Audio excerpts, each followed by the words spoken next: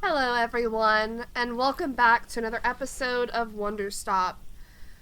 Unfortunately, Boro has said that this will be our last time in the clearing, and that makes me really sad. And it's raining.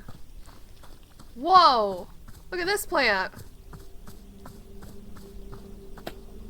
We got the pink flowers back.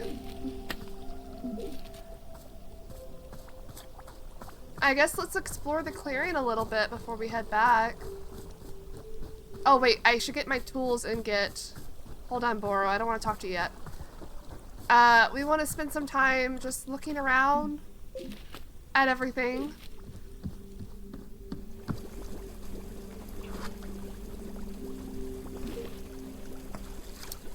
Because this is our last time in the clearing.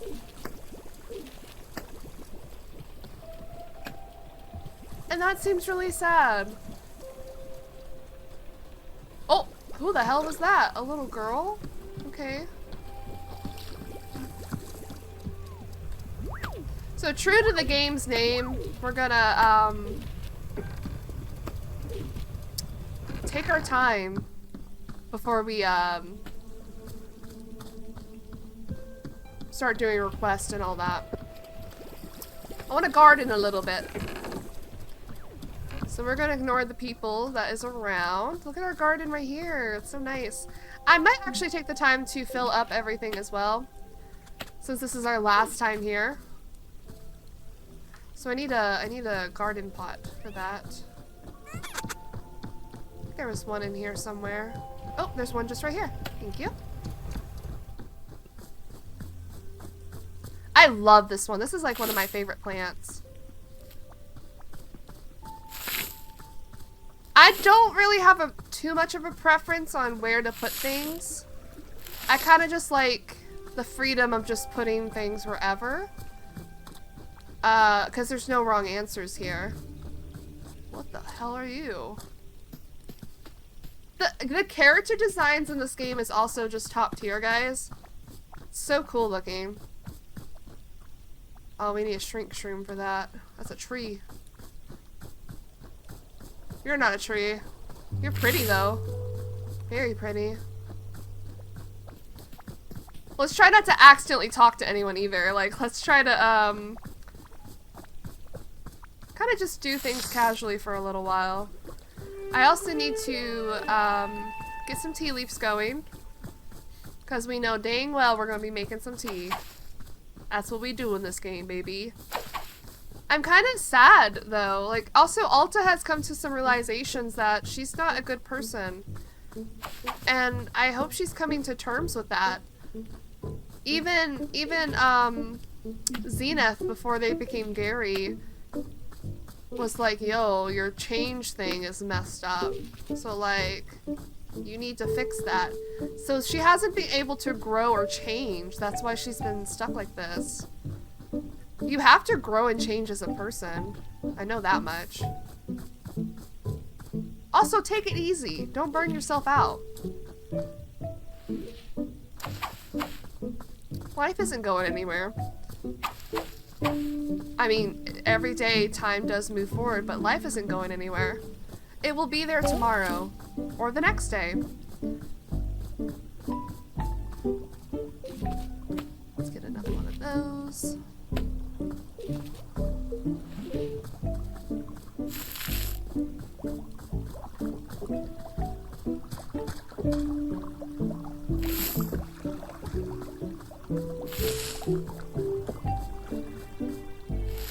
What kind of plant is this? Oh, that's one of the green ones.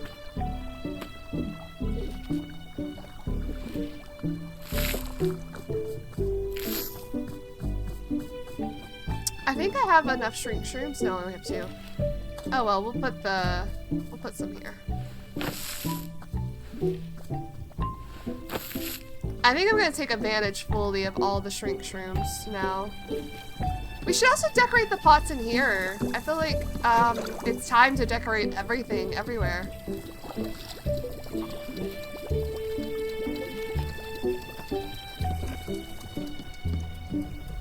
Alright, here you go. Let's go collect some more. Might as well. I mean, if this is gonna be like our last time being here, we might as well. I don't know if there's gonna be like an endless game mode or not, but I would like to. Oh, I would like to try to make everything look as good as possible for my last time here. Okay, I need to find more tea leaves. Alright, we have enough shrink shrooms to move this tree, where was it? And we got enough tea leaves as well.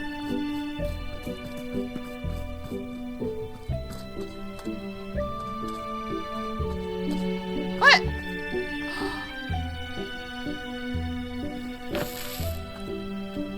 It wouldn't let me put it in the puddle. Fuck, Boro! Hello, miss. Boro made you a cup of tea. This one is made with sweet melliums, which are the most invigorating sort of fruit. They are created feeling a deep focus and intention, a rigorous sensation. It seemed to me like the sort of brew Miss Alta would be a big fan of. But that is all. Tea delivery complete. My work here is done. I am wishing you the best as always. Damn it, I didn't want to drink the tea yet. I guess now we have to. Both pieces. And then it's both pieces failed to merge in insight. Both pieces failed to merge. Trying to like crack a code every time we get an achievement. Hey, this isn't a bench. Or does it work as one? Yep, it does. Perfect.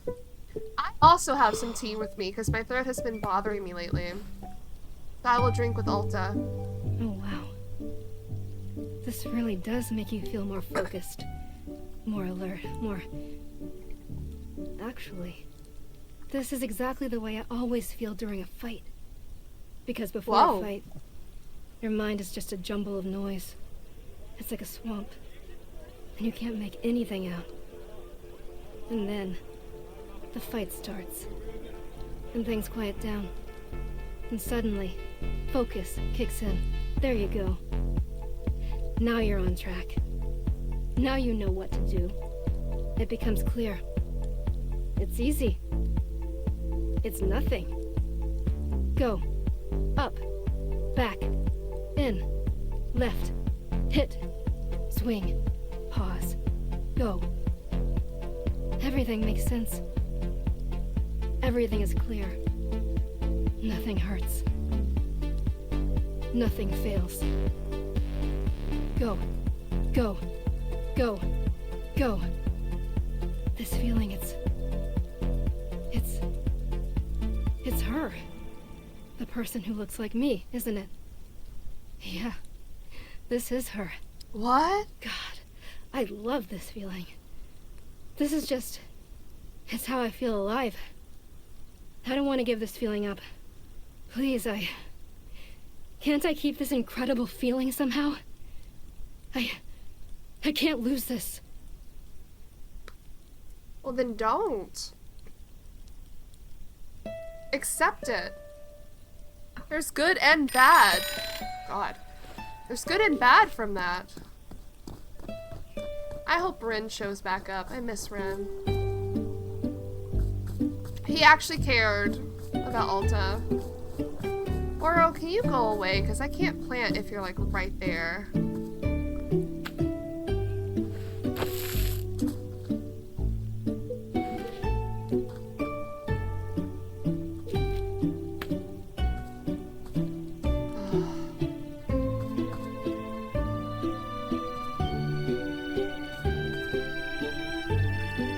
Boro, you're the problem. Oh my God, Boro.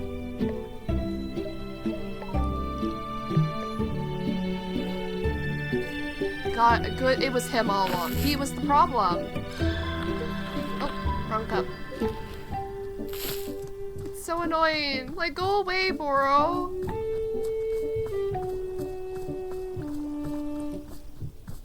I want to fill out my garden area first.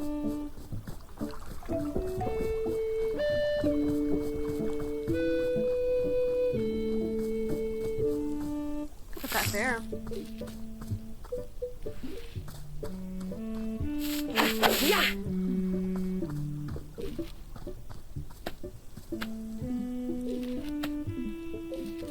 So does that mean we can make any kind of hybrid now? It does. Okay. We will definitely come back to that.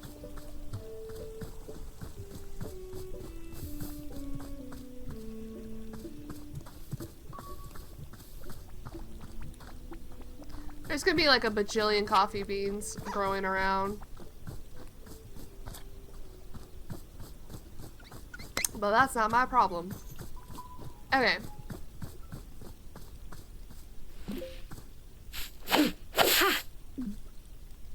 I guess let's get started on making...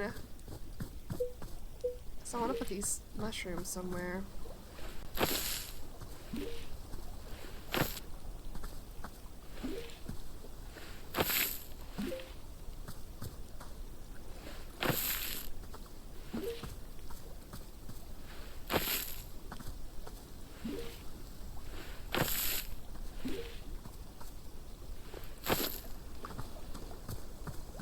Alright, let's start gardening.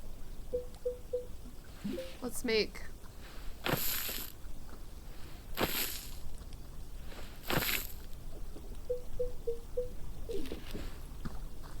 Even though it's raining, I have to water still.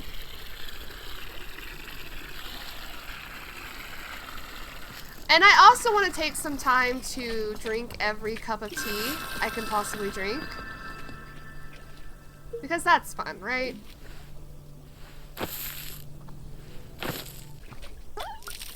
We're just gonna take some time just to garden.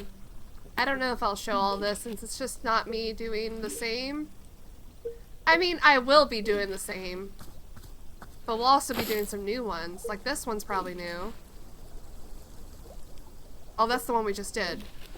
A colorful little pom-pom.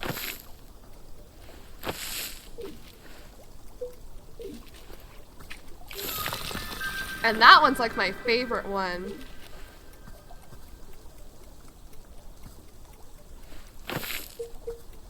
Let's do this one. We're gonna do every variation we can possibly think of.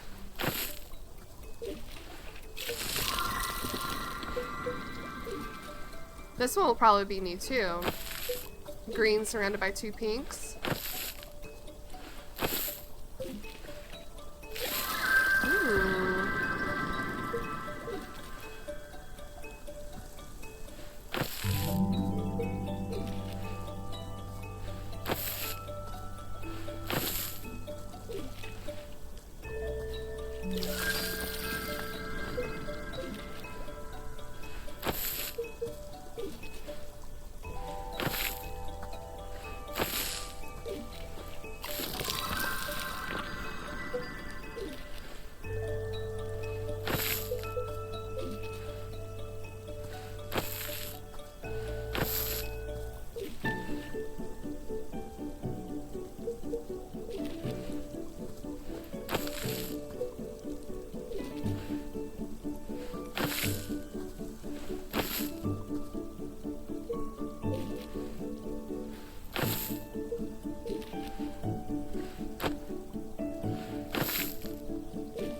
Trying out a new strat. And water. And water. And water. Then we have the blue ones.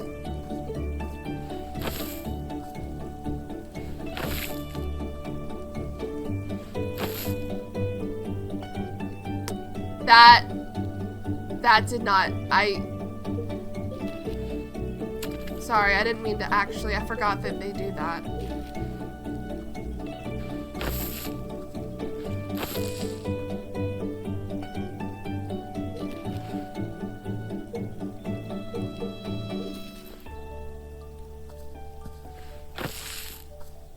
Why did that happen again?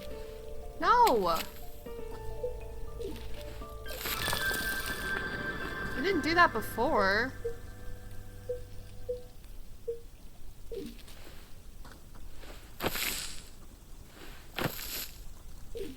Well, the new strat didn't work for this side for some reason.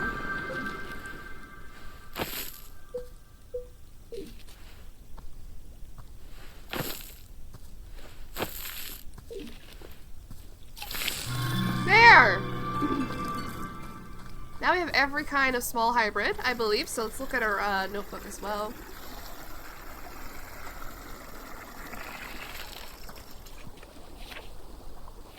We got the Mystic Sugar Pops. We have, and that thing, whatever that's called. That's it. What have I not eaten? What have I not drunk?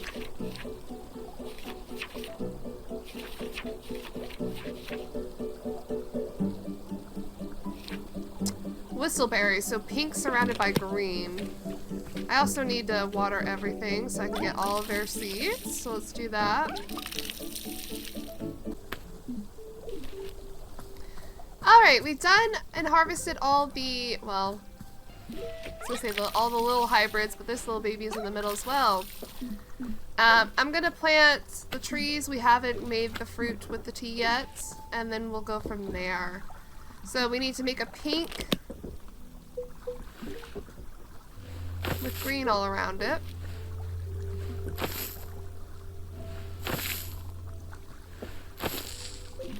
Alright, let's see this one. Oh, I love that one. Oh, I love that one. I love that one a lot, actually. I love the white flower ones. I think those are my favorite. Whistleberries. And sweet and sugary with a taste that lingers on your tongue for days makes you more likely to miscommunicate an important piece of information. Oh gosh. Whaling fruit, which is yellow with pink. Because we didn't drink it.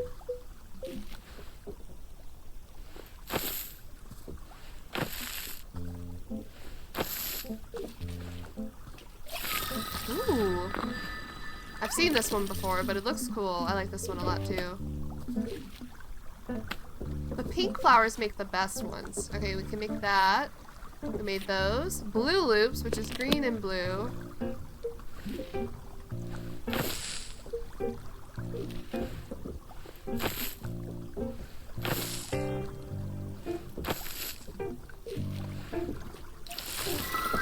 Nice.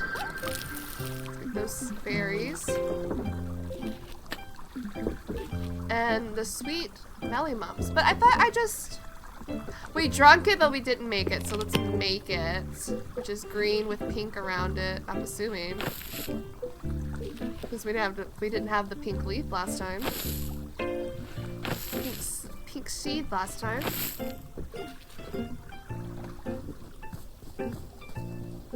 Whoa, why'd you do a turn?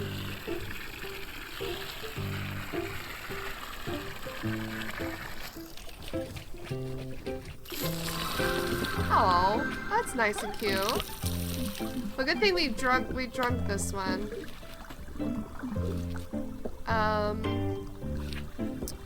We haven't had a prism pepper, which is green with what? Yellow around it?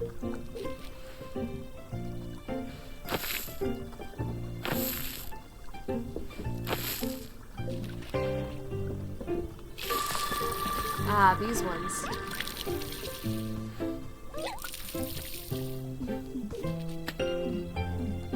My pockets are full. Well, let's go put them up.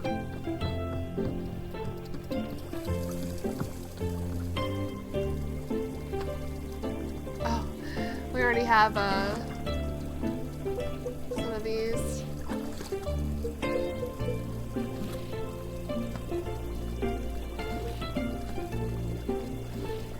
We don't need tea balls for making tea for Alta, I think is what Boros said before. So maybe I'll just make the things I need to make with this.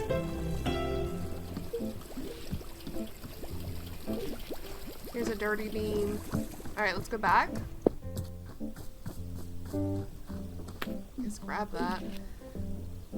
And we've drunk everything else. So I'm going to start moving things around and maybe grow some more so we can have more flowers in all the places. There we go. Ignoring the little girl. I'm going to fill this up. And then I think I'm going to fill up the our tea shop, actually, with all the stuff around it in there. that'd be fun. And honestly, maybe I'll just put a... Forgot I could just do that as well.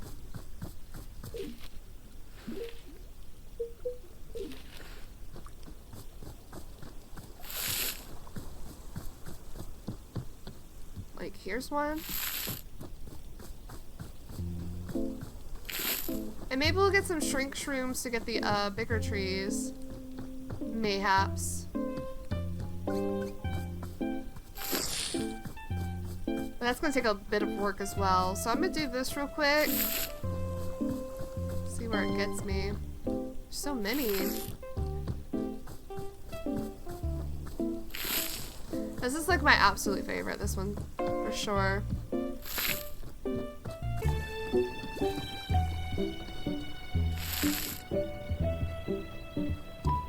Okay, I think I've gotten all the potted plants in here.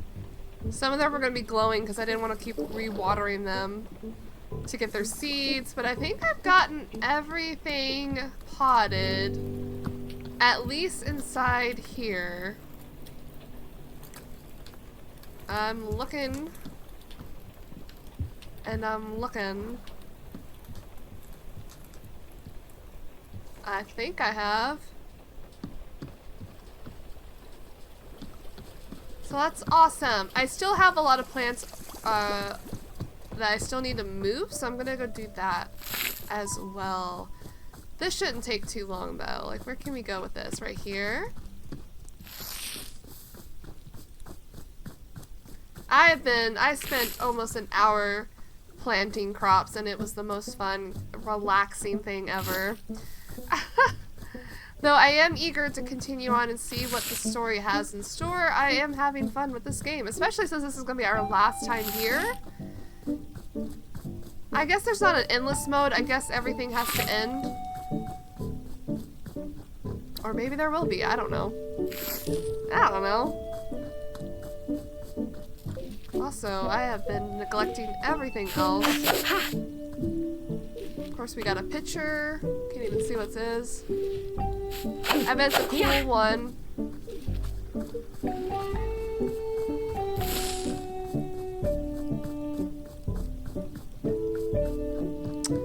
Honestly, we could also just plant some basic ones as well.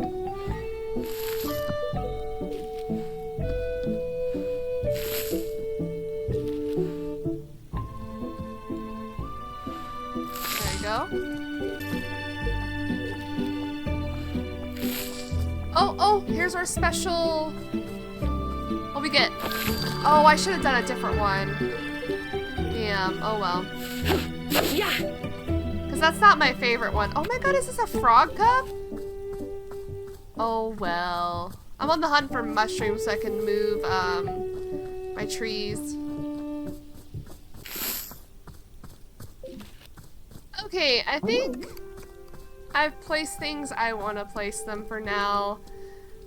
There's still a lot of pots around the clearing, but I don't know if I want to mess with those, so I'm gonna go read the mail. Hello, this is Maybelline Acre. I recently received a package mailed to me from this address. The package contained my old pins and pincushion. While I appreciate you were likely attempting to refer my pincushion to me, I got rid of it specifically because sewing is ruining my life. What?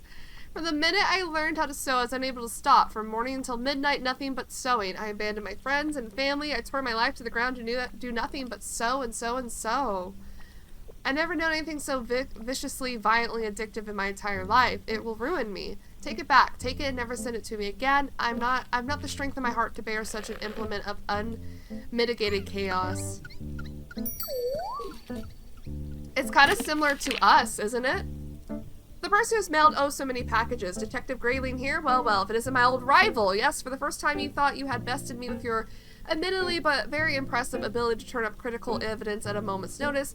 But it is I who is getting the last laugh. You see, your latest package contained clear evidence that Mayor Quimson had for years been conducting underhand deals with corporate magnates to ensure the downfall of our city's detectives so as to allow these leaders of industry to bring corporate presence into town while conducting business in unscrupulous and illegal ways that would have been difficult for detectives like me to unearth if the mayor's plan of suppressing all detective work had been successful.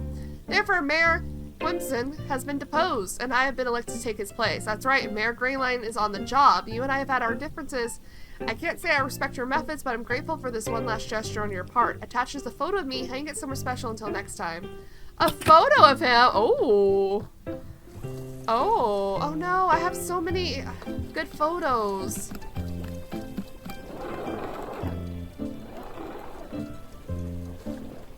We gotta take down one of the owl one.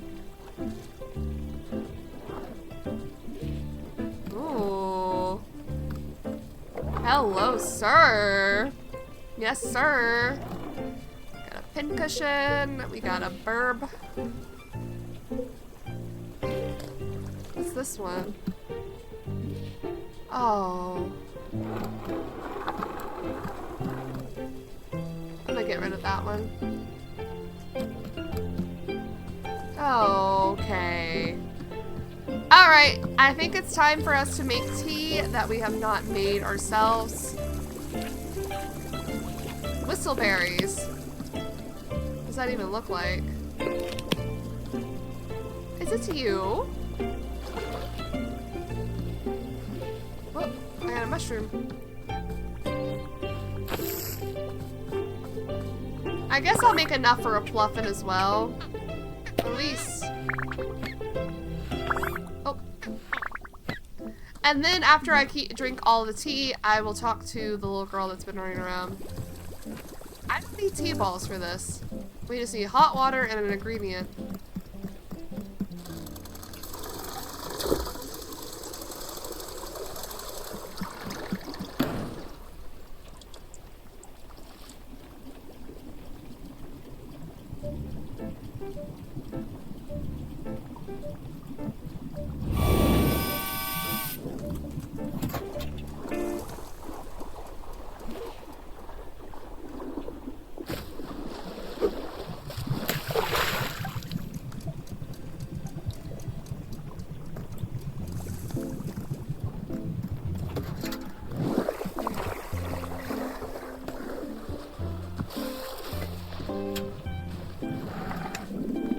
It looks just like water.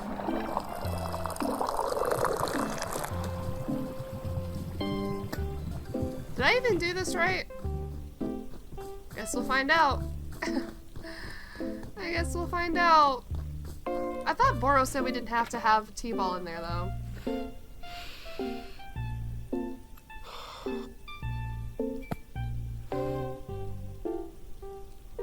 When I was 15. Oh. This was after I'd run away from home and then come back. My mom pulled me aside, and she asked me why I seemed so scared. Why I was always insisting that bad things were going to happen, and that everyone needed to be more in control. Had someone hurt me? She asked. Was I in some sort of danger? I didn't know how to answer that. How to explain that, no, nobody had hurt me. I just knew. I knew something was going to happen. What? How to explain to her that I just had to be ready. So I didn't say anything. And then she looks at me, like she's about to communicate the most important information of her life. And she says, "Alta, do you need to count things?" What? I had no idea what she meant. Count? She said, "You know, counting things for no reason everywhere you go, and something bad will happen if you stop counting things." No, never. To this day, I've never felt anything like that, at all. But I don't know why. I told her yes. She nodded, very seriously. "Okay," she said. "There are ways of dealing with it. Don't ever let it show if you can help it. What? And please, don't tell your father. Don't tell your father." What the fuck?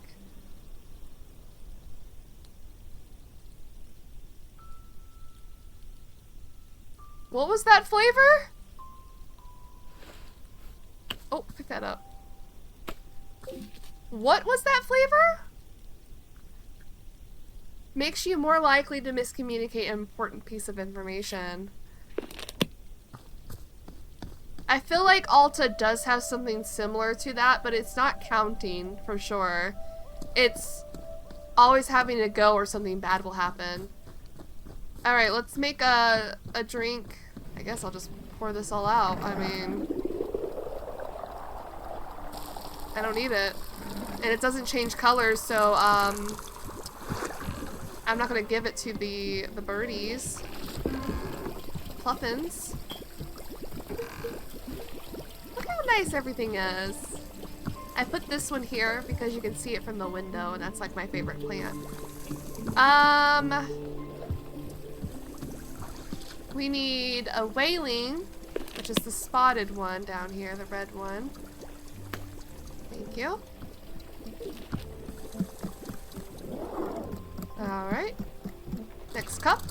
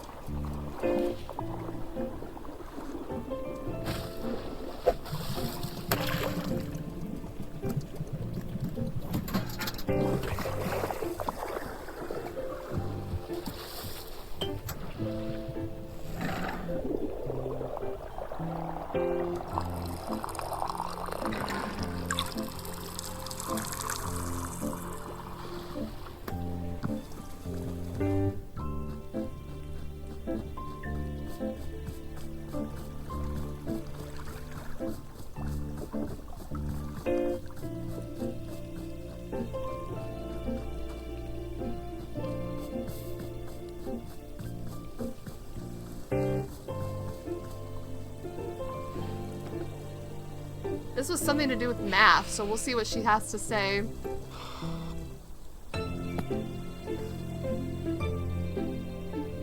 Does this taste like leather? I guess I don't know what leather tastes like. You know, leatherworking was the one single thing my dad was good at. He'd always make people gifts on their birthday. Things like shoes or a handbag or whatever. But it was always a hobby for him.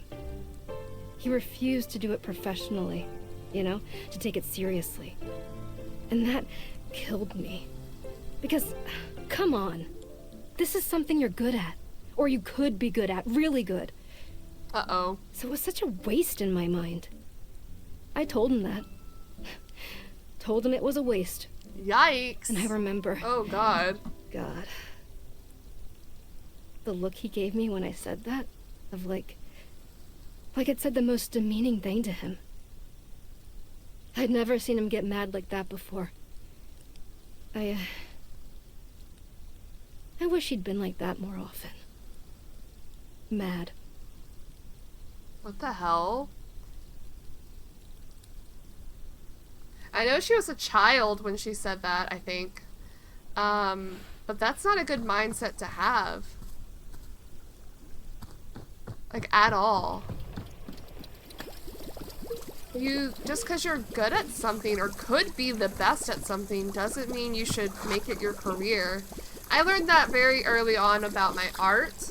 I know I'm not the best, but I do love what I do create. But early on I was like, oh my gosh, I could probably do commissions for a living. That did not sound fun for me at all. I did not want to do that. I love creating art, but I don't want to be pressured. And let me back up. I also love creating art for other people as well. I love drawing things for people, but I don't want the pressure of, oh, I need to do this for a living. I better keep going, because that's how you burn out. That's how you burn out, especially in a creative endeavor.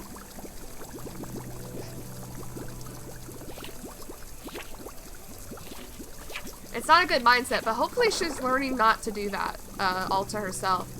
Alright, the next thing is blue loops. Eating it makes a person more likely to confess to their mistakes. Ooh.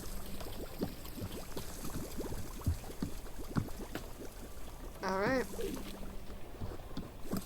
Next drink.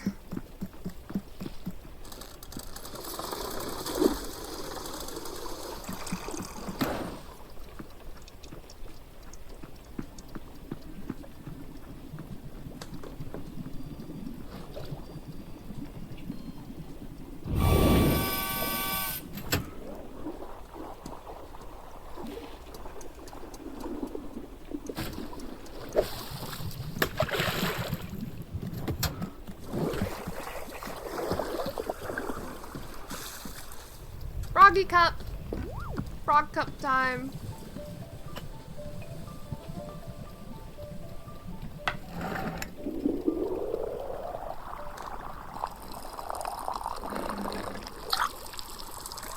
It's so cute. This is such a cute cup. I like this one a lot.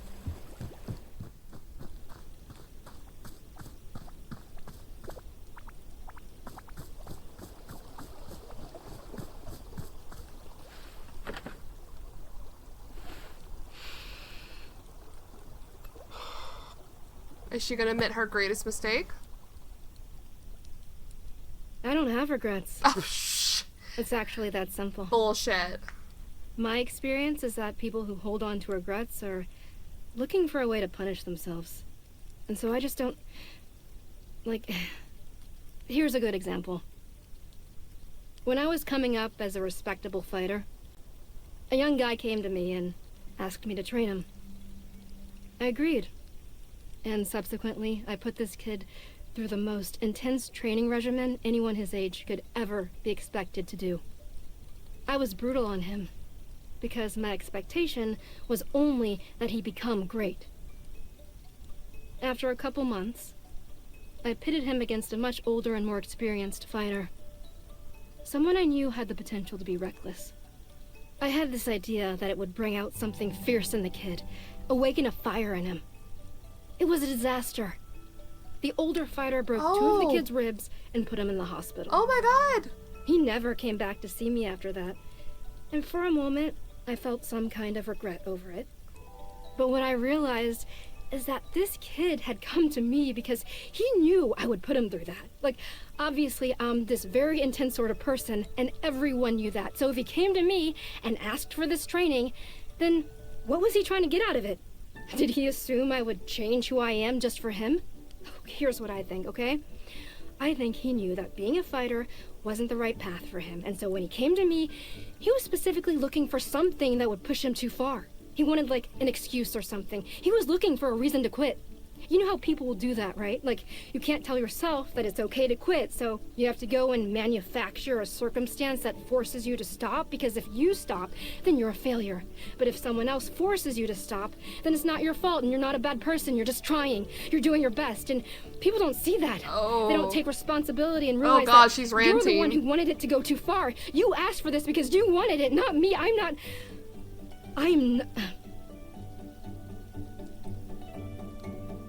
don't think she was talking about the kid anymore. I think she was talking about herself by pushing herself too far to not be a fighter anymore. Hello? Okay, Alta, you're not a good person also for letting that kid get hurt under your watch. Alright, one more. Prison peppers, rich in chocolate, said to be the fruit of the underworld, compels you to use the word triangle in conversation. I think that was a little bit of, showing a little bit of herself there. Oh, what am I doing? I need the fruit. Prison fruit? I have one on me, don't I? I do. Okay, perfect. One more cup, and then we can start the actual quest in this area.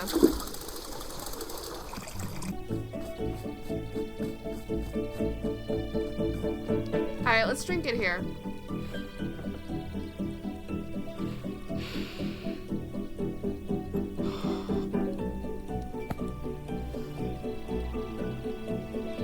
There's a move in grappling called the triangle choke. It's a headlock you pull off with your legs, and it's one of the most effective ways of incapacitating a grounded opponent. Early in my fighting career, just as I was starting to feel confident in my abilities, Someone used the triangle choke on me in a fight and completely disabled me. I was helpless. I lost the fight. The weird thing is that even after my opponent released me, I still felt like I was being choked. All that day, the next day, it was like I had a vice on my throat. I tried everything to make it go away. Everything I could think of. Finally, what I did was before going to bed, I wrote down the exact time the following day when I planned to go to the gym and train. Then, and only after writing this down, then I could breathe. The next night, if I didn't make plans for the subsequent day, the choking came back. Whoa. So it went every single night, every single day. One after the next, after the next, after the next.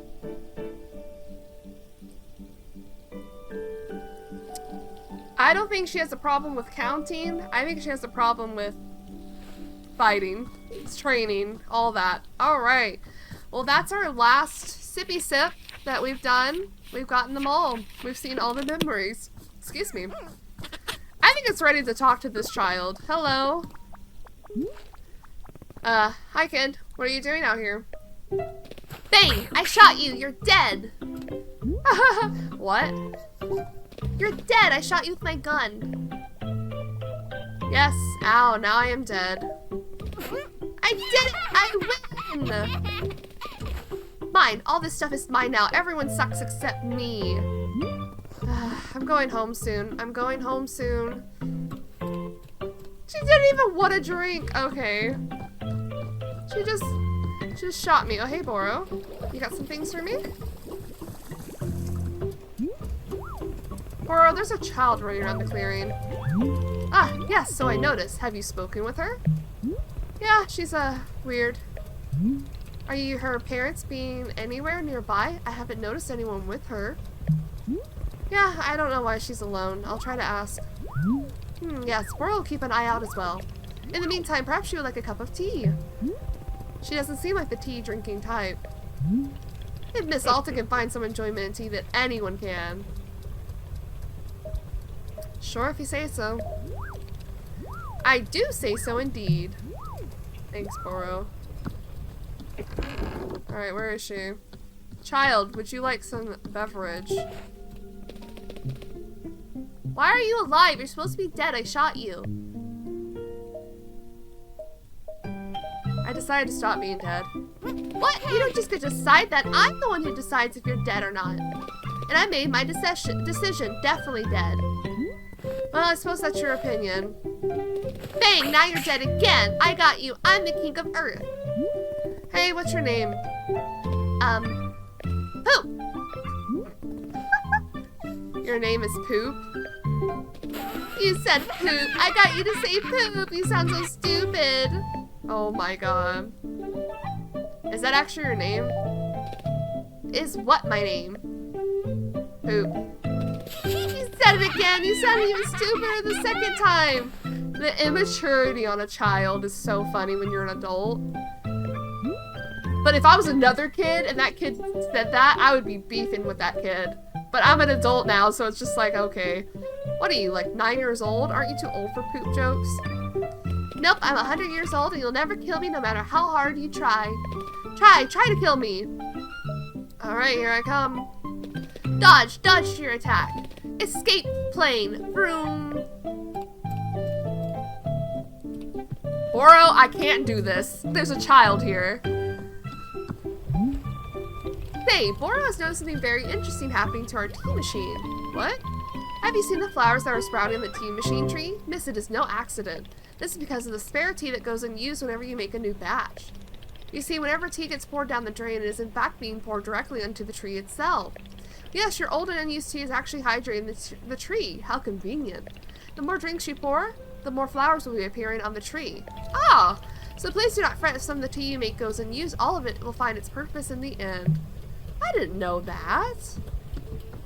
What do you mean? I could have been pouring unused tea this entire time and get cute flowers. Well, I'm gonna make the biggest batch of tea later when they ask me to. This is like the special one.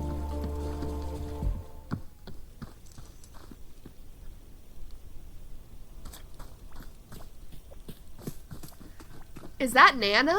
Oh my god, Nana's back. Whoa, Nana, you're back? Ha, you wish. I'm not back. I'm just here for my victory lap. Last time I was here, I crushed you in a thrilling display of vital economic prowess. Now I've returned to witness the wreckage, the remains of devastation I caused. See, look at it there. Just as much of a dump as it was the last time. Pitiful. What? Honestly, you want my advice? Bulldoze this thing to the ground. Get a proper development company in here. What should we build in place of the shop?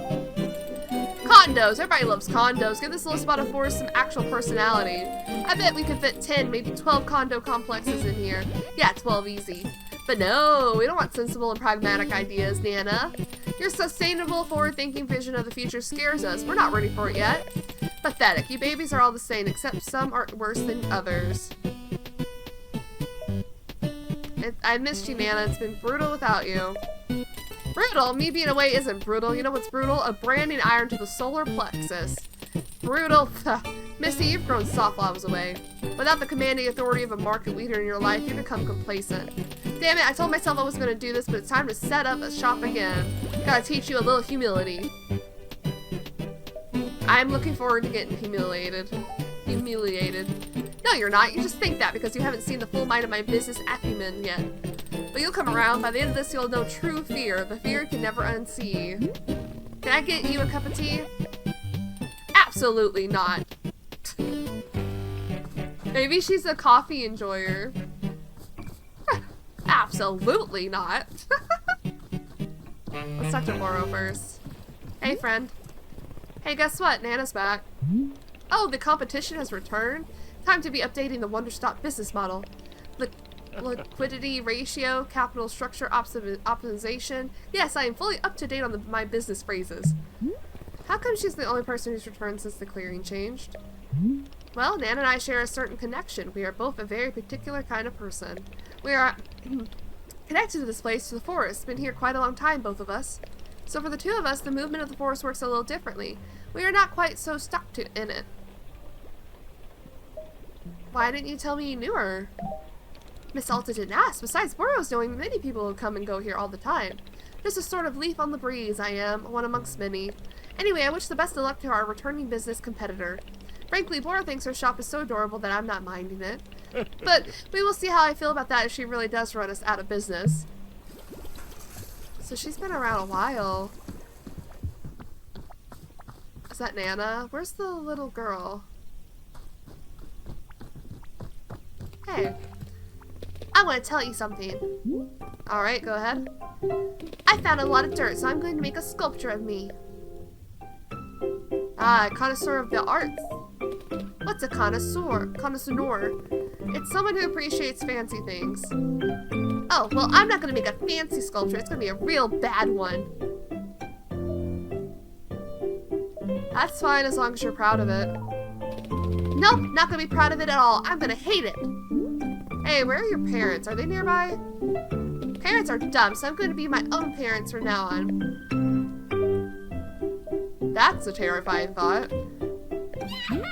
What? What is it? I don't know, you're just kind of old or something. Or something. If you're going to insult me, get specific. It's your face that's the most old-looking part of you, I think. You think? No, you can't be getting wishy-washy there at the end. If you're serious about this, commit to it. Okay. Your face looks really old and I'm really certain about it. There we are. There we go. I'm proud of your improvement. Ew, gross. I don't want to improve. I want to stay bad forever. I want to be a stupid slug doing nothing and then dying. By the way, are you sure you want me to call you Poop? I can call you Poop if you want. Monster! Is that your name? Yeah, I want to be called Monster. It's nice to meet you, Monster. No! No, as in, it's not nice to meet you? Yeah! Oh, okay, well, it's been pretty terrible to meet you, Monster. Yeah, I suck. Okay, I gotta go make my sculpture now. Okay, she's just another one where she doesn't want anything from me. Let's go check in with Nana. Monster. Oh, you got a Boro doll! I still have no idea how you can set up so quickly. Come on down, come on down. You know what you want, losers. I got goods, I got products. You've never seen so many goods and products. So get off your ass, get a job, and then come buy stuff at Nana's. What do you want? To buy stuff from you, obviously. Buy stuff? Missy, didn't you hear me say get a job? And don't give me this nonsense about tea. I'm talking about honest Nana buck producing work. Look at you, still 0 Nana bucks. It's pathetic. Take a look. Here's what you would be able to buy if you had any damn income to your name. The tea shop loser!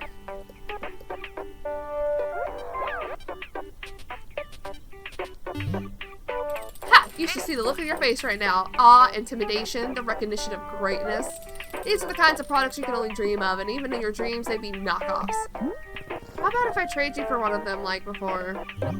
Sorry, kid, that was the old me. I'll admit I had a bit of a freewheeling side back then. Your moment. You were not ready, but it was your moment all the same.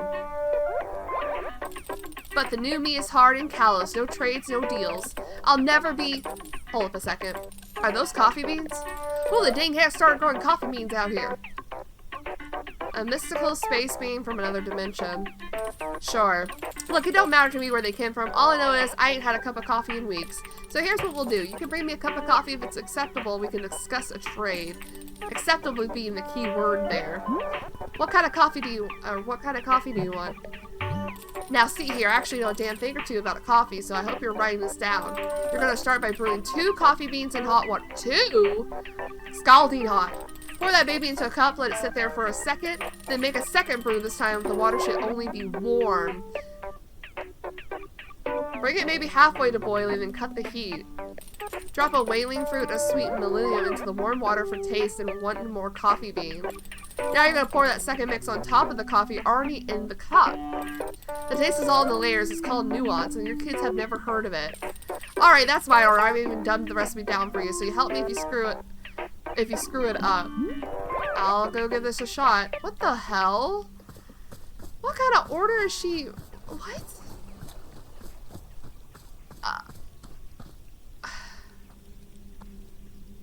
Is this your sculpture? It's hideous.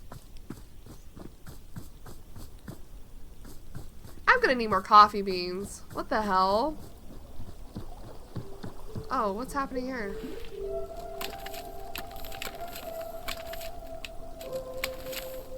I can't cut this one. Boo. What do you mean she wants double the coffee?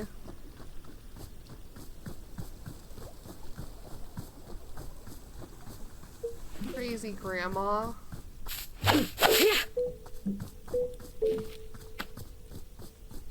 Let's see how many coffee beans we have.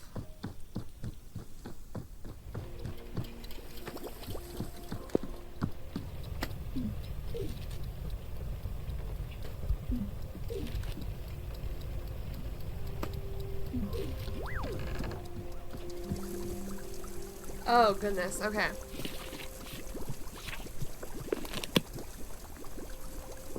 Oh, her feet are disgusting. Hey, monster. I drew a picture on your building. What is it a picture of? Entropy. Entropy? Yeah. Do you even know what that is? Duh, I've read books before. I'm not an idiot. Okay, use entropy in a sentence. Fine, I made a drawing. It's a drawing of entropy. No, that doesn't count. Try again. You're just trying to trick me. You don't know what entropy means. I do know what entropy means. Hey, what's that stuff you're making in that big machine inside? The big glass machine. It makes tea. What's that? Tea? You've never had tea before? No, I hate it. No, you hate it, or no, you've never had it before? I've never had it before, and I hate it. Well, there's nothing I can do to argue with that logic. I want tea. Really? But I thought you said you hated it. Yeah. But you want one anyway? Yeah. Is it because you like to hate things? Yeah. That's what I thought. What kind of tea do you want? What flavor? Make it gross. I want it to be super gross. Sure, gross tea coming up. Alright.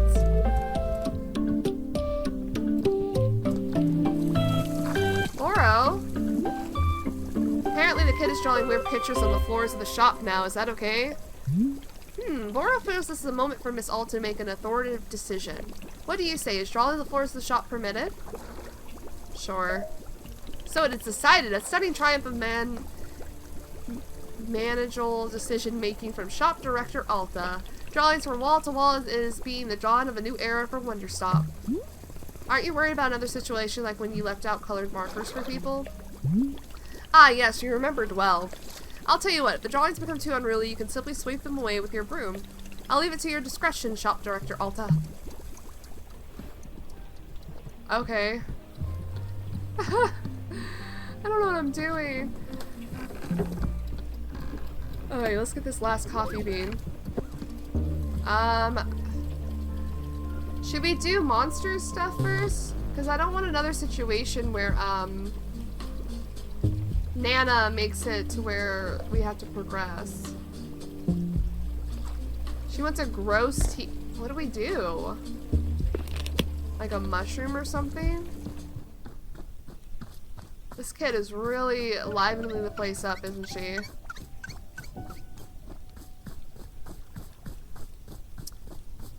Let's do this mushroom. The dupe shroom. I guess. Let's do monster stuff first, since she showed up first. Also, Nana sounds super complicated.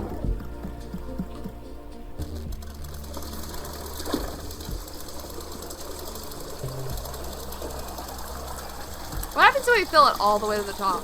Oh, it won't let me. Okay.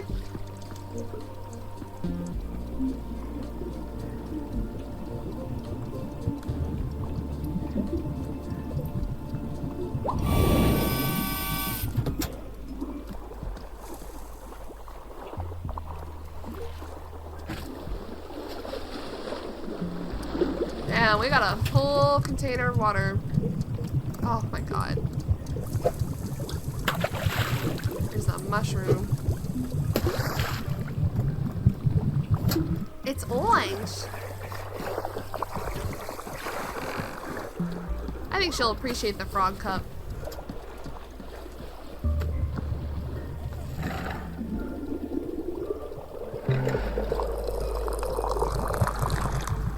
Oh, it kind of matches the frog belly. Alright, where is she? Here's your gross tea. Leave the pluffins alone. Here you go, gross tea. What is it? Just a cup with liquid? That's what tea is. It's just flavored water. This sucks. Tea sucks. No, it doesn't. Just try it. Can I get a different one? I worked hard making this one for you. Just drink it. Nah, I gotta go do stuff. Bye. She's not gonna drink it? Fine, you know who will? I'll drink it out of the fucking frog cup and then I'll give the pluffins some. Let's drink our gross tea.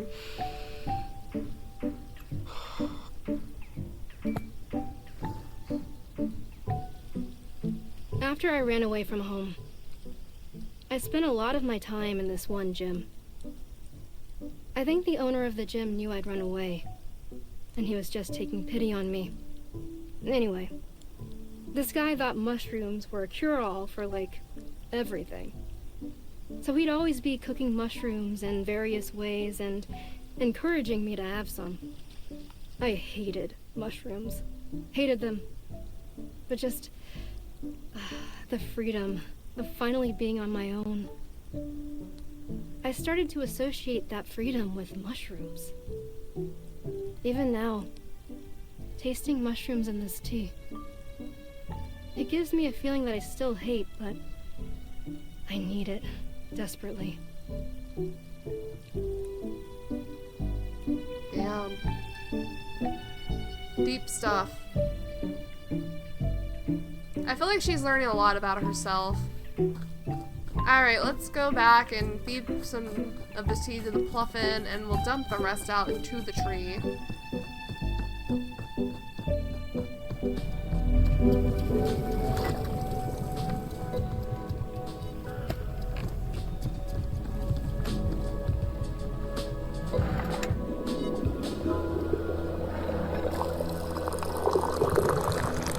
Who wants to be orange? Orangey yellow.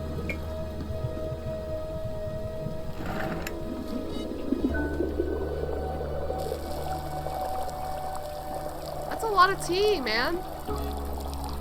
Or gross tea down the drain. Oh, yes, Bora?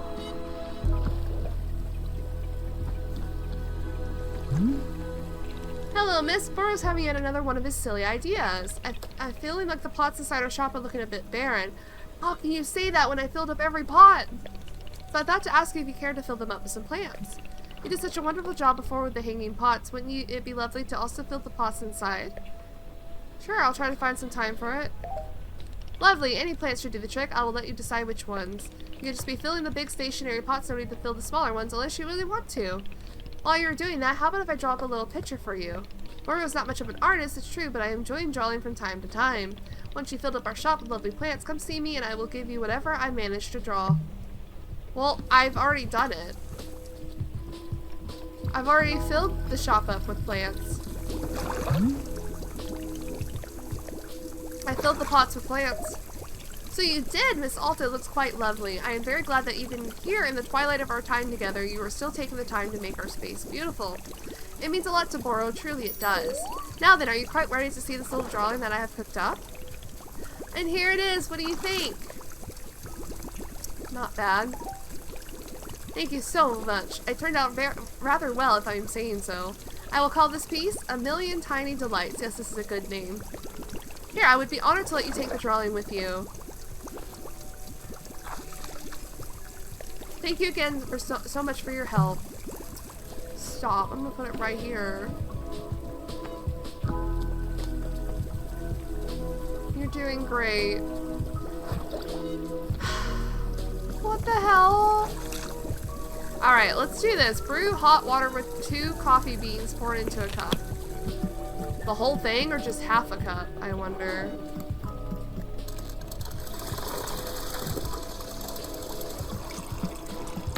Full heat.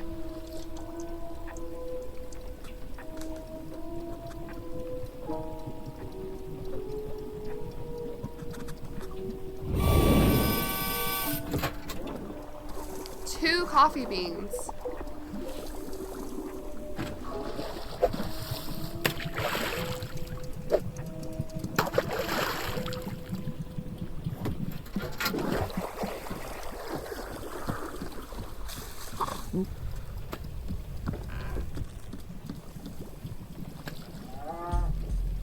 Make a second brew with warm water. Whaling, sweet mellium, and 1 coffee bean.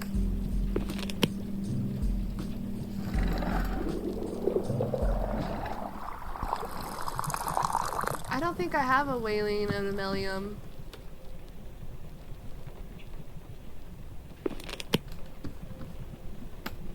I don't want the... Quick! No, it's not for you. Whaling and sweet mellium.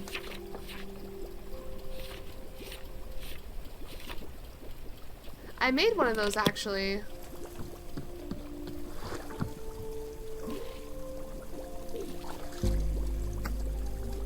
And a what? Sweet mellium.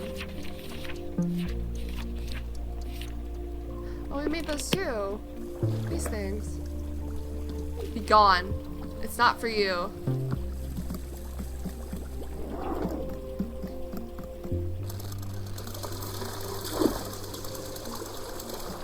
Only half heat. right there? Such a weird request.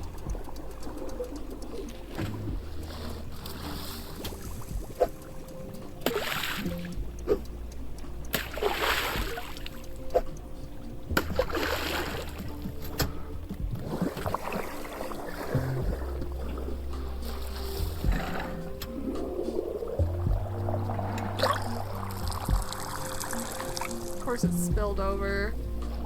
Hope I did it right. Got mail too. Here you go. Here's your coffee.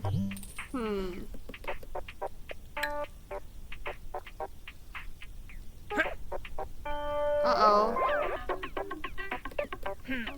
Did I do it wrong? Oh, that's just her drinking. She just broke my cup. Well, hot dang, Missy, you made a cup of coffee. It is the finest cup I ever had. Not a chance, but it'll do.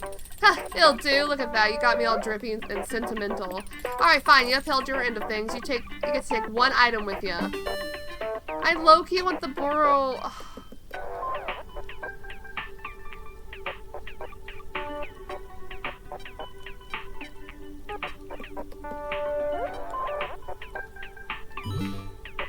There, business settled. Now get out of my hair. Alright. Alright, damn. Let's go put a place for Boro and then read whatever's in there. Wait, where is it? Oh, it's like right here.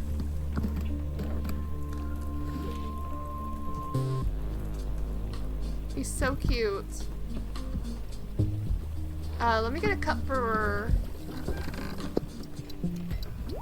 me? Did she actually break my cup? That's so upsetting.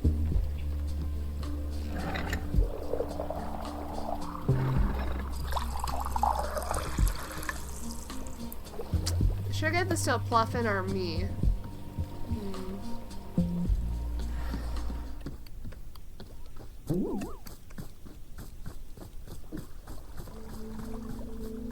Wait, where are the Pluffins?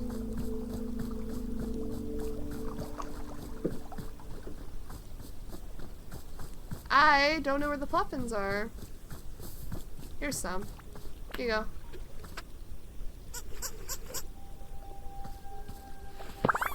Oh.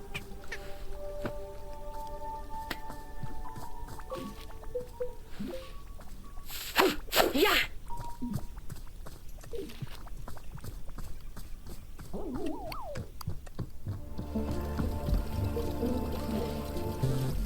Oh. Alright, let's see what's in the mail. But it's another Dirk Warhead thing. Hi, howdy, book lovers. Book by Mail Club again. Woo, that analysis of the Dirk Warhead franchise was a real bummer, wasn't it? I didn't know any of that, and frankly, I didn't need to. Tell you what, let's ignore all of that dreary nonsense and just enjoy a good, old-fashioned Dirk Warhead novel. No. This one is called Bullets Forever, and I can't wait to find out who Dirk Warhead kills this time. No. I get now that it was just satire, but I don't want to read this shit. Can I read? Oh, I can read sitting down?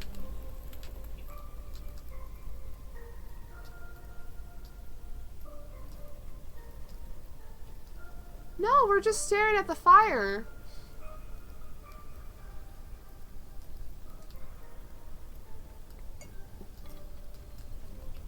Well, it's nice, but it's not what I wanted. Oh!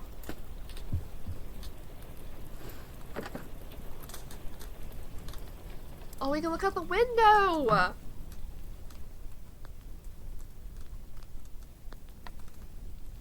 Well, that's nice too. But that's also not what I wanted. I just wanted to read up here. Bullets Forever. 12 pages! Jesus! Let me get my water ready. I just know this is gonna hurt my throat. Why? Why'd you have to do that right when I was about to read?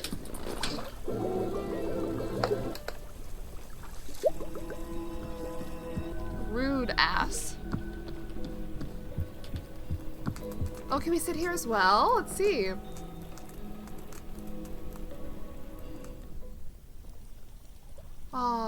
It's like literally so peaceful. This is like literally so peaceful. Oh, I love it actually. I love this a lot. I need to read this book. It had happened. The unthinkable had happened. Dirk Warhead was dead. How had such a tragedy come to pass?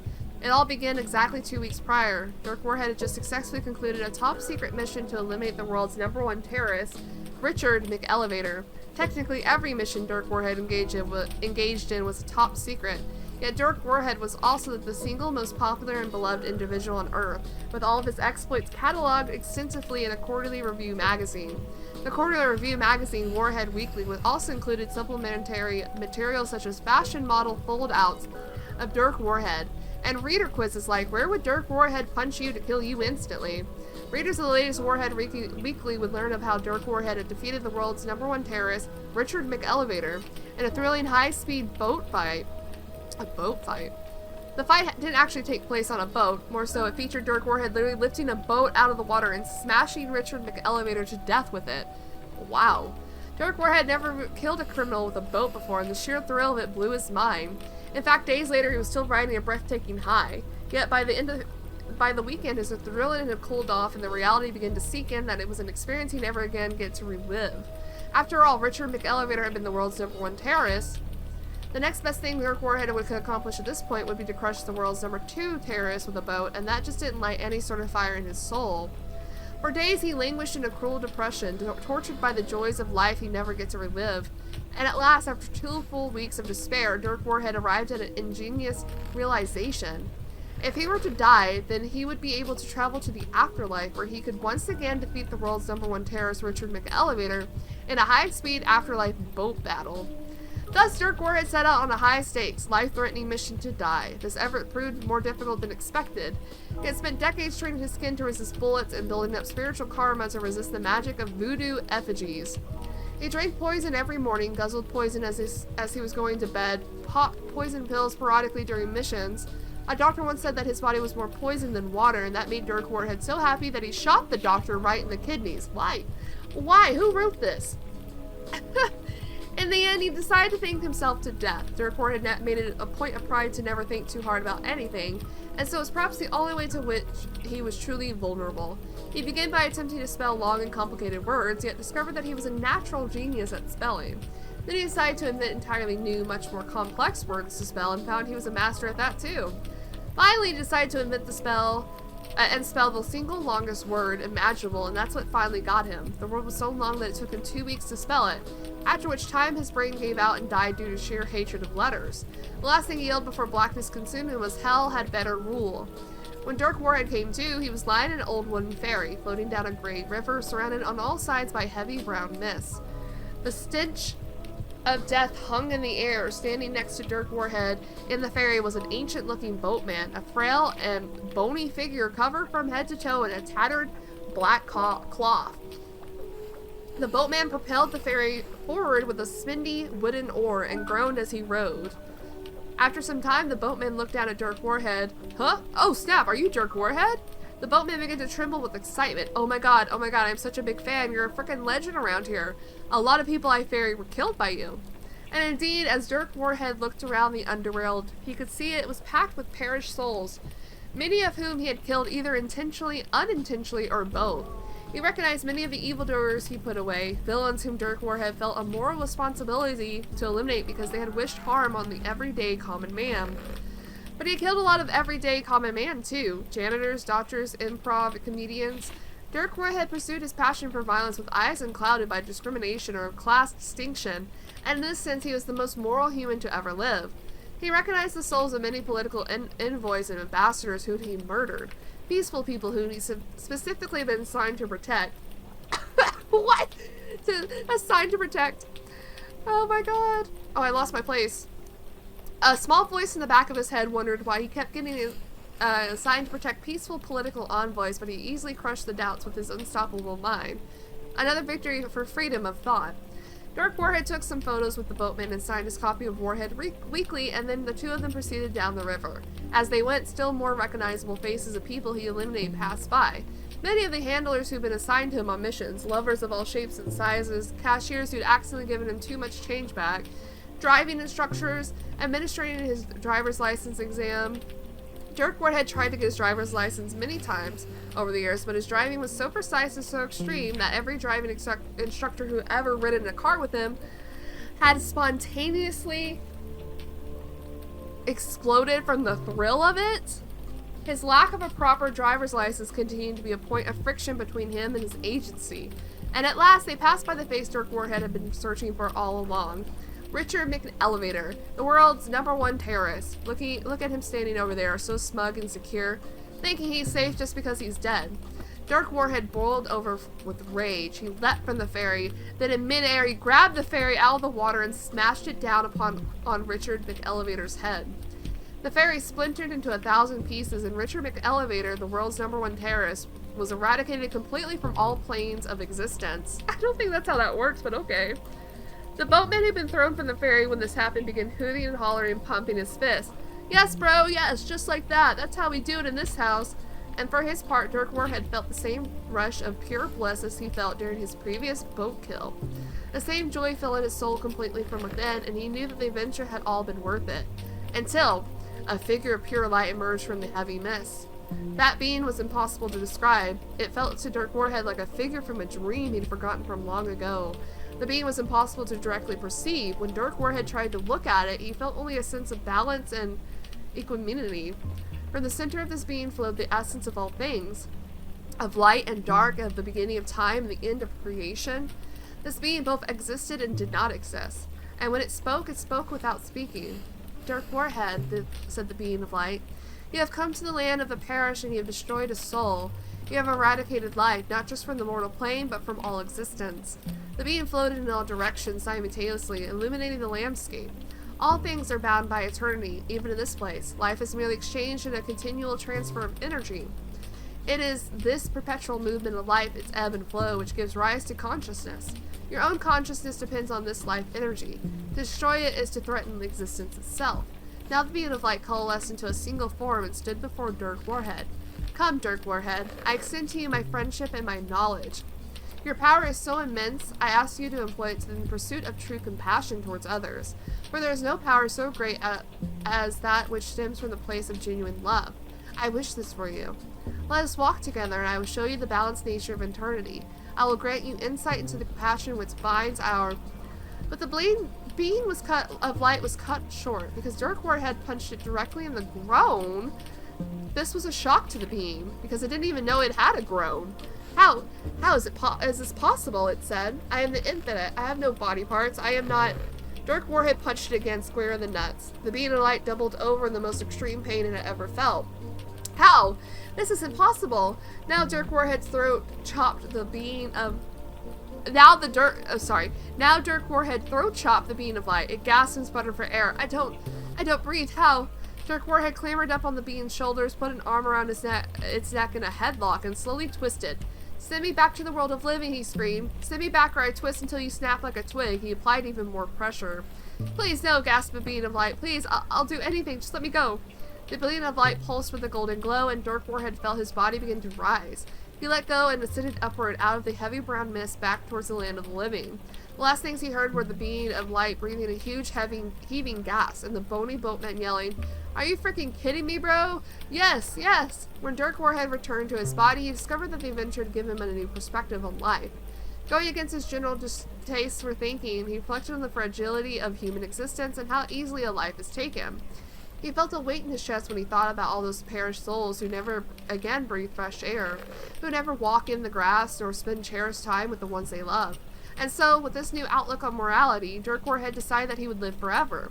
What? After all, he had already been to the afterlife once, so to be honest, it kind of sucked. So he'd rather not go back again. This was a huge relief to decide because it solved a lot of problems, and he felt the weight in his chest lift completely. With another successful mission behind him, he sat down to begin describing his new perspective on life and immortality for his column in Warhead Weekly. He was also the editor-in-chief of Warhead Weekly, so he had to be up all night editing and revising his own writing, not to mention inventing a whole new host of complex words, but that was just the way he liked it. He grinned. Goddamn, it's good to be alive. It was just another typical day for Dirk Warhead. What the fuck? I don't know if I like it. It just feels very childish in my mind. But that's okay. Seems like we have one more place for a book. What am I getting? Oh, that was weird. Alright, is anyone else ready for stuff? Does anyone want tea, coffee? Yes, Nana wants something. Okay. Nana, you want more coffee? I got you. Hey, you there. Come here. Hello, customer of Wanderstop. What's up, Nana? Look over there. Oh. The child the one behaving like a little gremlin. Where's its parents? I honestly don't know. I asked, but she wouldn't tell me. Huh. Kid's off the leash, running around causing havoc. Don't like it. That's it. That's all I had to say. Now get out of here. Bye, Nana. What? Wait, don't leave. Yes? Coffee. I need another coffee. The old girl's running dry here. Will you give me another item from your shop if I do? Another item? Come on, don't tell me you're just barging right into negotiations like that. Hasn't everyone ever taught you to haggle? This is basic stuff, kid. Ah, in fact, here it is. Professor Currency's Guide to Economic Volume 6 covers haggling front to back. I just read. Study up and then do me a favor and don't waste my time from now on. Oh, and bring me that coffee. You bring me a coffee and maybe we'll assess the trading another item situation. Maybe, possibly, I promise nothing. The last coffee you brought me was a little weak. Let's kick this one up a notch. You're gonna make a batch with 3 beans this time and pour it into a cup. Then make a second batch of warm water with whaling, 1 more coffee bean, and actually get the vanilla out of there. I hate vanilla. Got no idea what I was thinking. Just put some cinnamon in there instead. You hear? Needs a bit of a kick. Then pour that baby on top of the 3-bean coffee. You got all that? Sheesh, I ought to just make the dang thing myself. You're lucky I'm so busy tending the stall. Well, stop talking to me and get the heck out of it. Get the heck to it. You want 4 coffee beans?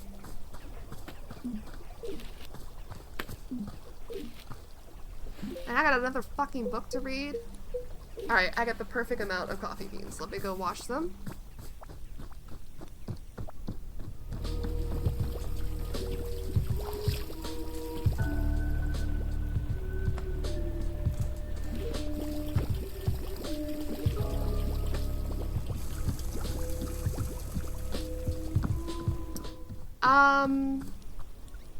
She wanted what else with it? Whaling, another whaling, and a cinnamon. What's cinnamon?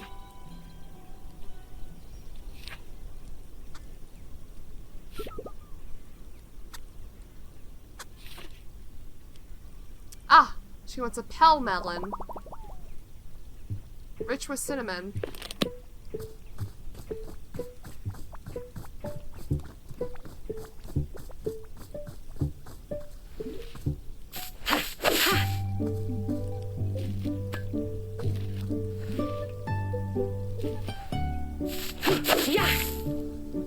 Excuse me?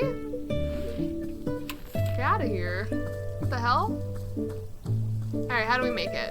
Pink and 3 yellows.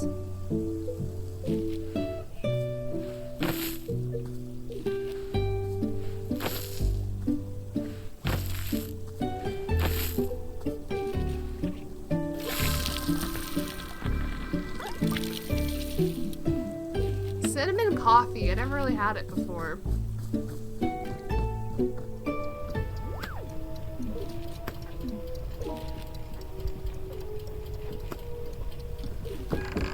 Alright, how does she want me to make this? Brew hot water with 3 coffee beans. Jesus.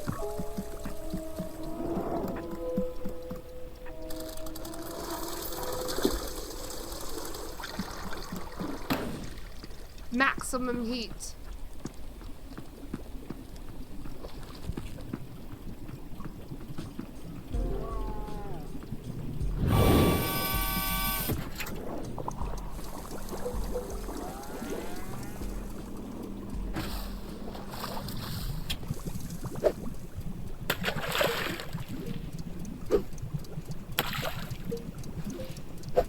Is it gonna turn darker?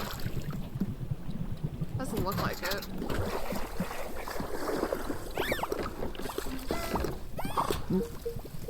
I'm might just go give her a basic cup if she's just gonna toss my cups and break them. Wait, what the hell?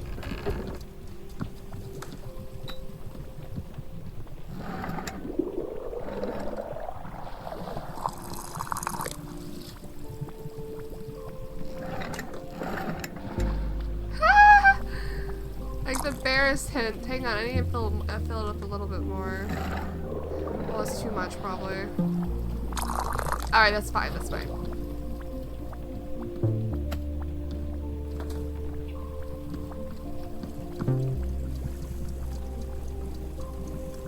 I don't want this thing to get my coffee.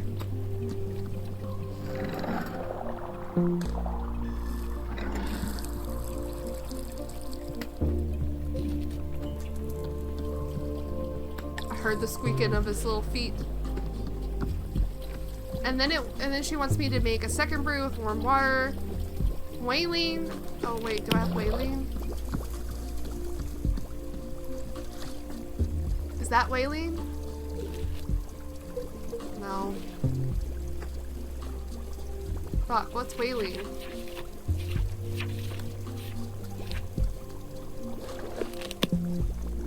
Oh no! Okay, we gotta make another tree.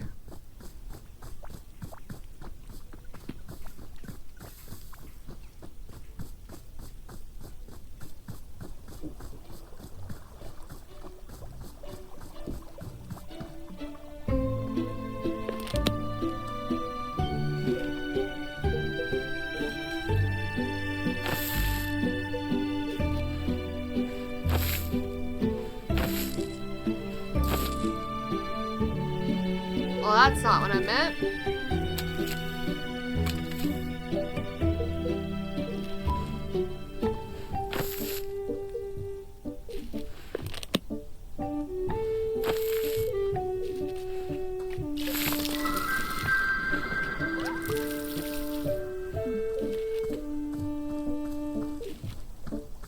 Okay. So we make another brew. Warm, whaling, a cinnamon, and a coffee bean. Jesus, just for 1 cup of coffee?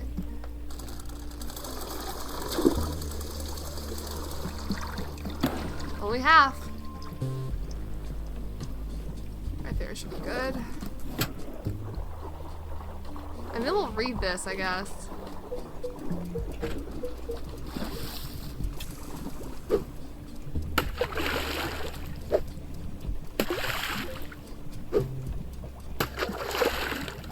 Ew, I don't like that color. I don't like that color for coffee. Like, what the hell?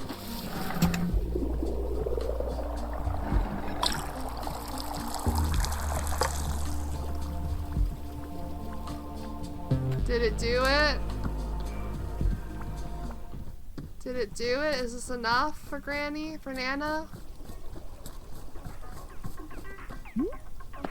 Here you go.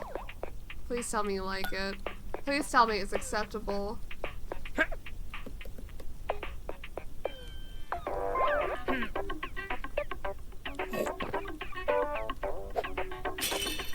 Breaks my damn cup. Yep, you did it. To your credit, I'll say this. You brought me 2 cups of coffee now. Aw, that's sweet of you to say. No, it isn't. It's the cold objective truth. Still, you did bring me a second coffee. Fine, take something else off my hands, but only 1. Oh. Oh, the ghosties! Say, the kid over there, the one whose parents are a mystery. What's her deal? What's she doing around here? No idea. She's just been running around, drawing the walls, asking me questions. She calls herself Monster, but I don't know if that's her real name. Now listen to me. Kid like that running around unsupervised is no good. Kids don't just automatically become healthy, well-rounded people like me. It takes work. They need coaching. They need direction. You hear what I'm saying? Whatever you've done for the kid, hey, what kind of direction are you giving her? I'm proudly letting her draw on the walls. That's your idea of proper role modeling. Listen up here, you're gonna ruin that kid with your hippie delusions. Gonna ruin her, gonna run her right into the ground. Forget about this ad hoc art class you letting her host. Try giving her even an inkling of direction. You think a kid like that just figures it out on her own? Hell no. Maybe you should look after her. A good deflection almost made me forget I'm contributing something to society. I got service to provide, meanwhile you're stumbling around about and spilling tea down your socks. Besides, you're the only person here that this kid will properly listen to, that's the truth. So don't screw her up with your nonsense. Alright, now get out of here, you our Nana bookless vibes are wrecking my intended atmosphere. Bye, Nana. Oh, we got a little ghosty. Oh, it's so cute. What am I gonna replace?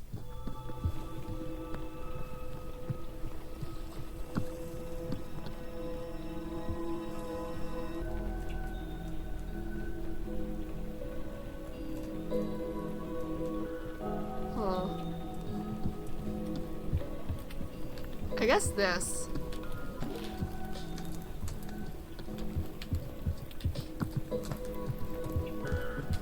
That's adorable. It has some money. Oh. Yeah? Hey, I got a question. If I find a thing and nobody else is using it, that means it's mine, right? Do I get to keep it? What exactly did you find? Come here, I'll show you. It better not be my sword. God, she's just trailing dirt. I mean, she just drew the one thing on the floor. Unless she's drew something out here.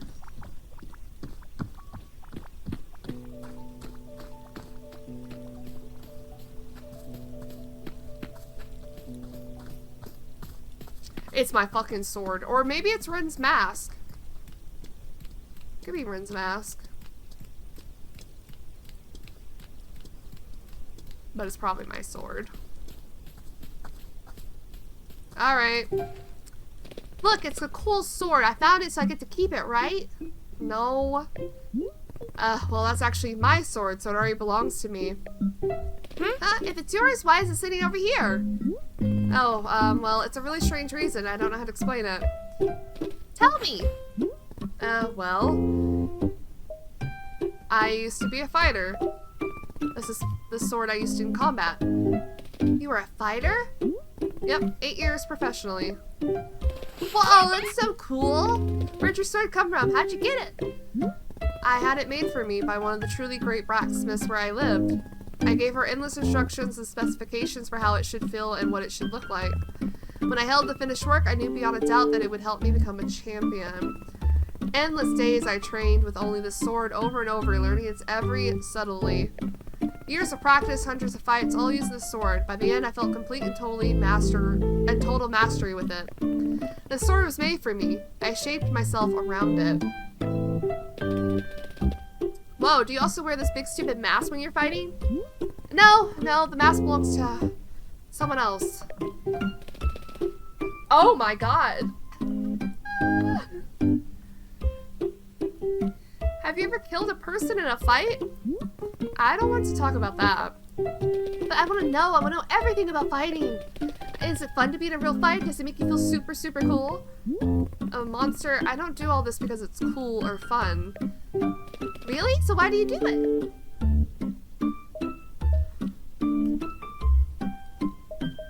Because it challenges me in a way that I love. It's a lot of skills, it's totally subjective as to how good you are compared to others. The combat is black and white, either you overpower your opponent or they overpower you. So every time I defeat someone in combat, I know without question that I'm the one who worked harder.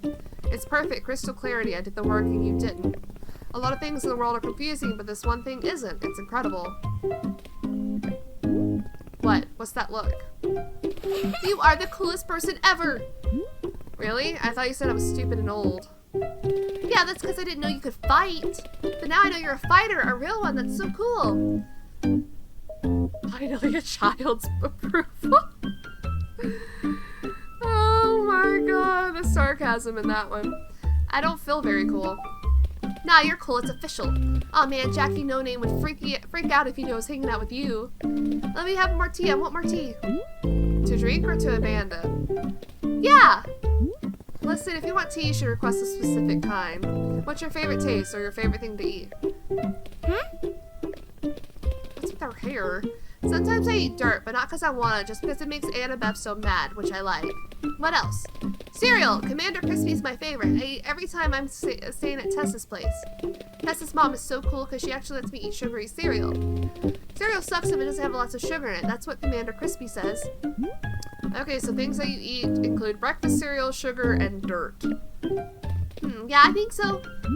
Alright, I'm going to make you a cup of tea, and this time you're going to actually drink it. Oh my god, but before we do that... Is she following me around? Oh my god. I forgot to read the economics book. Sorry, Professor's Currency Guide to Economics, Volume 6. 7 pages. Okay, hold on. Welcome back, reader, to the thrilling world of economics. If you read each volume of my book series up until now, then you should already be comfortable with such topics as inflation, scarcity, counterfeit dollar bills, this Screwmuller effect, imaginary taxes versus actual taxes, and all 7 methods of exporting diary. In this volume, however, we will be focusing on one singular topic, haggling. Haggling is the great paradox of economics. If everything has a price, why should the price change via negotiation? In this sense, haggling is a sort of economic black magic, a forbidden art to be called upon only in the most dire of circumstances. In some countries, excessive use of haggling can lead to a drastic prison sentence. Of course, a person skilled in haggling can quite easily reduce the prison sentence down to practically nothing. When is it appropriate to haggle? There are 3 generally accepted circumstances in which price negotiation is called for. First, when a vendor has used cosmic witch energy to artificially raise the price of a product. What? Witches are widely known for being disdainful of the basic tenets of capitalism and will therefore lend their powers to unscrupulous vendors in an effort to offset the market. Second, it is acceptable to haggle on behalf of a small orphan child who's sickly ill and only has a single coin to his name, who hands you the coin and coughs pitifully asking if you'll please help him buy a loaf of bread for himself and his sister, and he knows that a single coin is enough for bread, but you won't... But won't you please see if you can somehow negotiate the price down? And finally, is it acceptable to barter within a government-approved 12-foot by 12-foot haggle zone if properly sanitized? What was that second one? That was, like, very specific. How does one go about haggling? For many centuries, the most common way to initiate a negotiation was by declaring the code phrase, "Good gravy with spices, let's haggle these prices." Which would then be responded to in the affirmative with, "I'm ready, I'm willing, I'll fight for each shilling." However, starting in the Platted era, customs began to shift in favor of more physically confrontational methods such as haggle slapping. Over time, haggle slapping waned in popularity due to government regulation, and a more formalized combat handshake took its place. You're of course welcome to use a combination of these methods depending on local customs. So let's say the pre-haggling rites have been completed and the negotiation itself has begun. Now what? It's time to remember the #1 rule of haggling. Always reject the first offer. It makes no difference what the content of the first offer is, even if you've been offered everything you're seeking plus another 25% on top. You turn it down. Be sure to couch your rejection in a pithy, condescending remark like, "Haha, okay, we've gotten all the pathetic joke offers out of our system. Let's get down to business." The reason for this is simple. Haggling is all about establishing dominance. The person with the most confidence is always the one who wins the haggle, regardless of what the actual terms of the deal end up being. And the most important aspect of confidence is knowing that you can walk away at any time for any reason. You must be willing to burn everything you cherish to the ground at the drop of a hat, simply despite someone who is slightly more arrogant than you. For this reason, after you reject the first offer and your opponent makes a counter offer, the sensible thing to do is strongly consider rejecting the second offer as well. What? Regardless of the details, many business people will flip a coin to decide whether to even consider the second offer or reject it outright. Of course, coin flips are well known for their better than average odds, so you may wish to instead roll a series of weighted dice to create a higher likelihood of turning the offer down. What? If you made it to the third offer, well done. You are now entering the vaunted master's inner circle of haggling. If up until this point the negotiation has been like a game of checkers, from here it becomes more like a game of 8-dimensional underwater chess played both forward and backwards, in time entirely within the mind of a genius 12-year-old who's simultaneously crushing the world's leading chess champion in a real-life chess game on top of a mountain. What the fuck? At this point, there's no hard and fast rules of haggling. You will only succeed on a combination of instinct, experience, and brutal intimidation. If there's one rule you remember, it should be this. Always be willing to walk away at any time for any reason. How is that haggling? How is this haggling? Oh my god. Where was I? If your opponent comments on how fair and equitable this deal is, consider walking away simply to demonstrate authority or superiority. If he mentions how hard times have been for him and what an incredible blessing this deal will be to help his family get back on their feet, you should walk away simply to test the legitimacy of his "I have a family" story. And if he ever shows you pictures of his family, immediately excuse yourself so that you can report him to the police for family-based fraud. Family-based fraud is the most morally detrimental to society of all crimes committed by man. This degenerate will spend the rest of his life behind bars. With this information, you should now have a firm grasp of the ins and outs of haggling. Continue to study and apply yourself through practice, and a complete mastery of price negotiation will be close at hand. I'll see you in the next volume of Professor Currency's Guide to Economics, where we'll view our over 150 ways of identifying a family-based fraudster just by the look in his eyes. Wow, the last page is eyes. Wow, that was interesting. Where is Nana? Because what the fuck was that about? I guess I'll put it up here. Now we know how to haggle. Do you think she'll let us? Well, we have volume 1 and 6 of haggling, or of economics.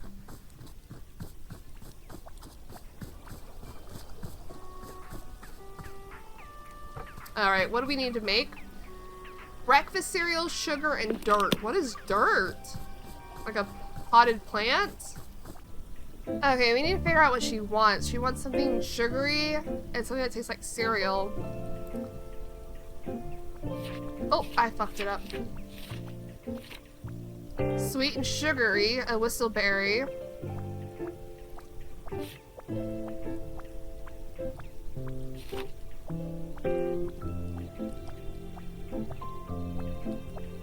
Oh! Snow cones make whatever you ate frequently for breakfast. So I guess those are what we need to put in it. How do we make a whistleberry? Do we have a whistleberry? Is that what this is? Alright. We have the whistleberry.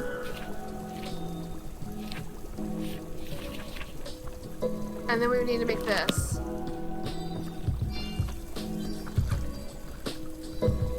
Who is she? Hold on.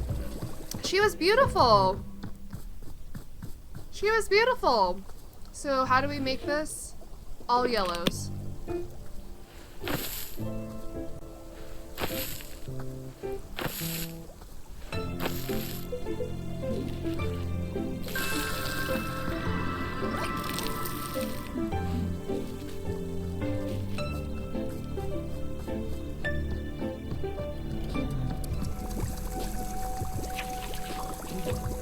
Breakfast cereal, sugar, and dirt.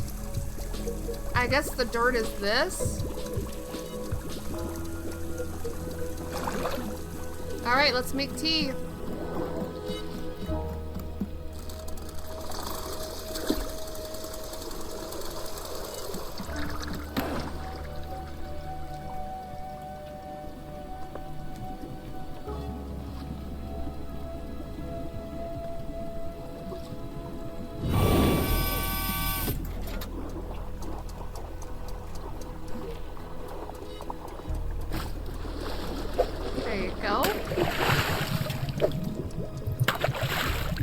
Dirt.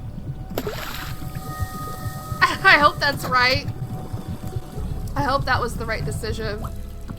Alright, now we'll give her the frog cup.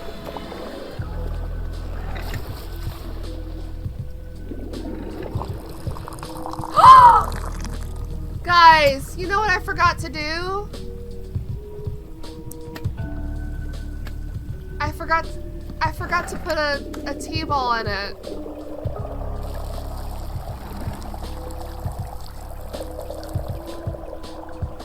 Do you still want it? Here's the tea you asked for. Can I have a different one? No? Drink it. Okay. I didn't put a T-ball in it. Is it good enough? What do you think? Whoa, it tastes just like Commander Crispies. How did you do that? Magic. I know magic is for nerds. Maybe tea doesn't suck if it tastes like Commander Crispies. And it's got the taste of dirt too. Tea tastes like everything. I don't know. I didn't know tea was this cool. Why didn't you tell me that tea was cool? I did. Yeah, but you didn't sound cool enough while saying it. You need to sound cooler. Oh, hey, there's something I need to ask you. Do you think you could beat a lion in a fight? Definitely. Yeah, I think so too. How about a whale? Could you beat a blue whale? That's definitely. Good, that's what I thought. I just wanted to check. Which would you rather fight, a lion or a whale?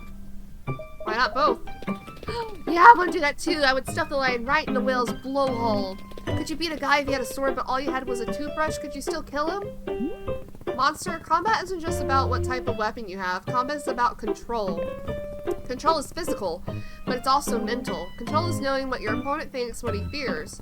If I know exactly what my opponent wants, what he's scared of, I can win every time.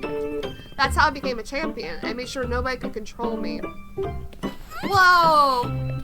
That's so cool. I'm learning way more than I ever did in school. Stay in school. No, wait, I'm not gonna let school control me. That's not...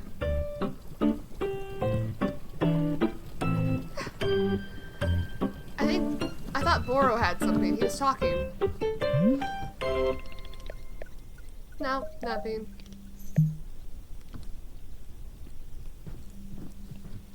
Who's this person?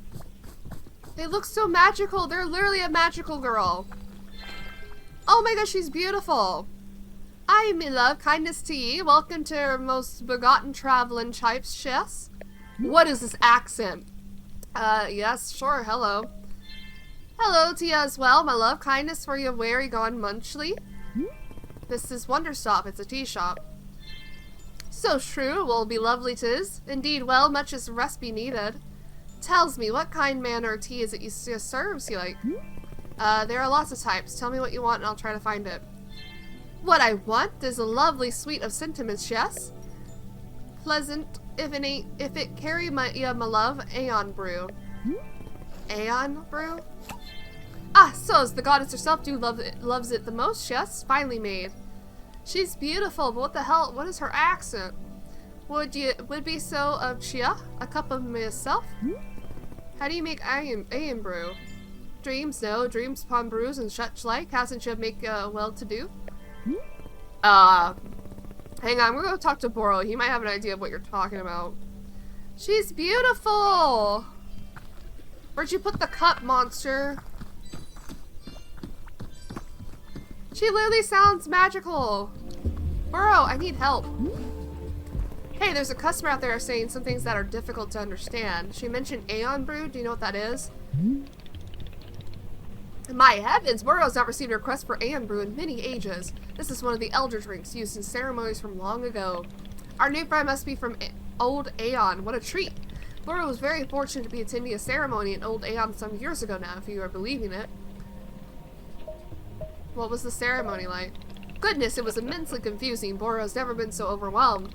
Many dozens of people and everybody is singing or doing a dance of some kind. What was that noise? Yet every dance and song is completely different. Was it all being improvised? I couldn't say. Then they would stop and be starting again, all in perfect unison with one another, over and over. For hours like this it went on. Truly, the endurance needed was quite beyond my comprehension. I will be honest, Boro found it difficult to know what to pay attention to, so much happening. Yet for all my bewilderment, it was truly a unique experience, unforgettable in every way. Oh, but the Aeon brew, we must be making some. There are several steps we must be following. First, use only cold water. We must be infusing the cold water with these ingredients in order. First, a dupe shroom. Second, a whey per sprout. Third, you must color swap a puff pod using huge shrooms. Add one of these colorful puff pods to the infuser. Fourth, toss in a blue loop. After all this, you add a tea ball, then you must let the ingredients sit for 1 full minute. Then finally, after a minute, 1 more tea ball into the mix. Nothing else, just those ingredients. All taken together, this should be making the Aeon brew. If Boro's memory is serving correctly, that is. Memory is not my strongest suit, not like bowling. Much better at bowling. I hope this is helping. Bowling, eh? Indeed, a beloved pastime for when I am finding the time away from the shop. Can you guess what Boro's highest score ever is? Guess, guess! 300? Well, no, it is 104, but goodness me, what a wonderful feeling bowl it was. I was being one with the alley, truly I was. May Boro one day experience such a delight again one day. Now then, I will be letting you back to it. Best luck with the Aeon brew. What is this brew? Cold water. Let's take it step by step. Oh.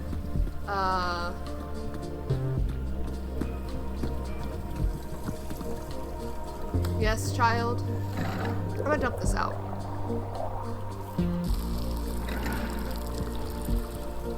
So we just need cold water.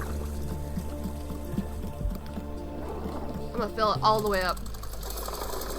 And I have to wait a whole minute? Will there be a timer for me, or should I prepare my own? I'll get my own timer on my phone. Nope. Cold water. Dupe shroom. Hey, I have one out here. Wait, like literally, I just put one here for some fucking reason. Oh, you have something else you want? Hold on, I wanna do this. Whey per sprout?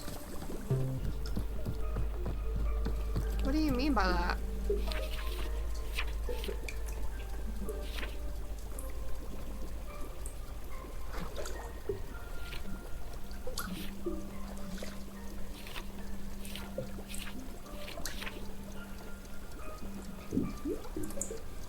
What does it mean by whey per sprout?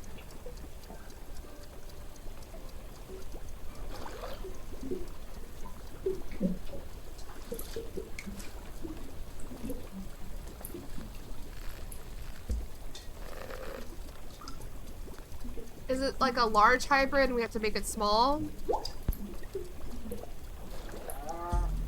Oh wait. That's just what the fruit's called, my bad.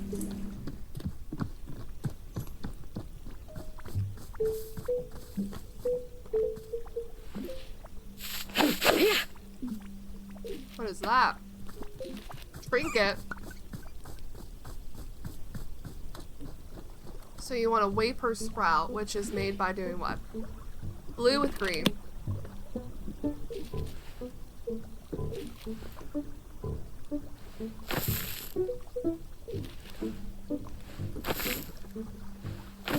I hope I didn't fuck it up by waiting already.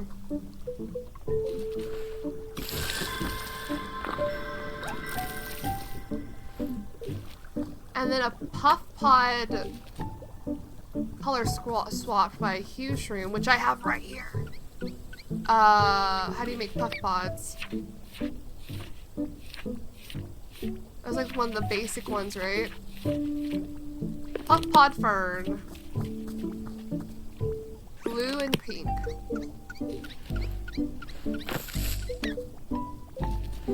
Hello, friend.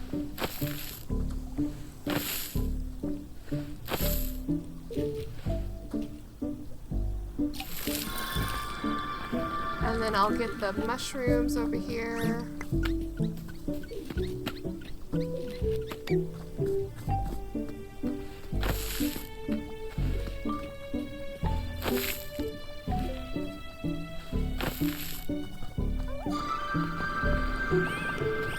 Okay. And then a blue loop. Do I have a blue loop in here?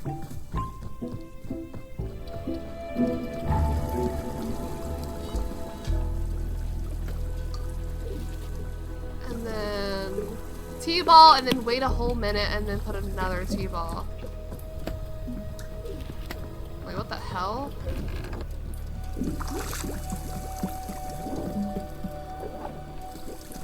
So I need to I put the dupe shroom.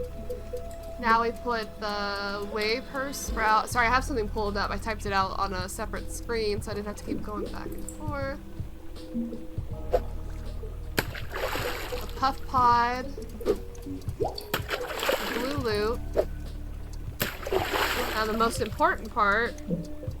do a stopwatch. We'll put in the T-ball. Wait a whole minute. Or, ooh, look at it. We'll wait a whole minute.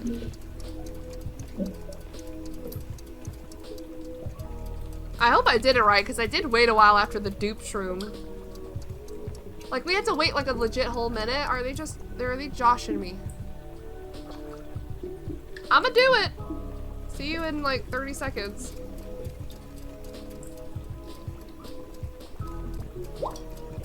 Alright, it's been a minute.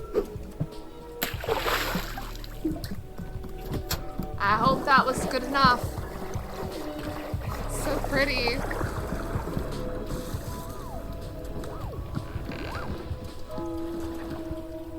It's such an interesting color.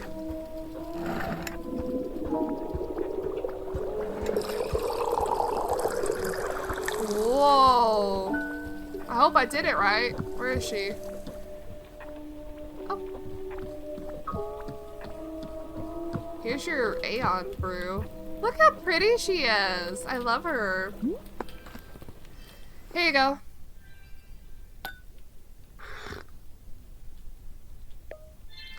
Wary, my love, tis Aeon brew? No, it thanks perhaps it's some such missing.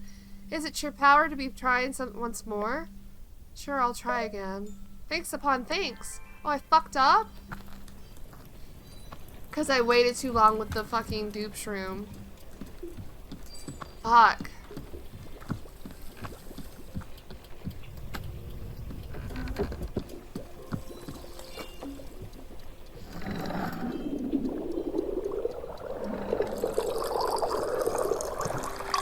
It's probably because I waited too long with the dupe shroom.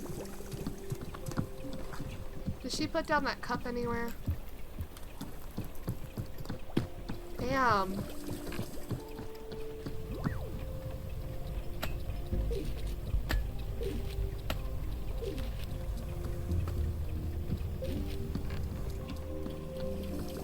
I'm a little upset about that. Okay, well, I'm gonna get the ingredients again real quick. BRB. Guys, I just realized why it didn't work. This is a dupe shroom what I'm holding, not that was a shrink shroom. I feel dumb, but we're gonna get the rest of the ingredients real quick.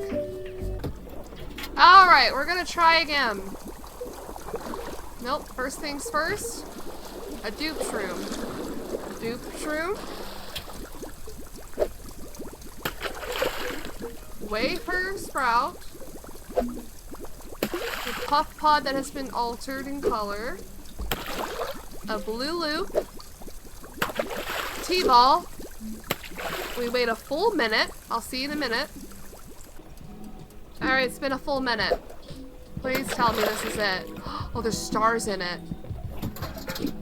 Wait, this has to be it. It's all starry.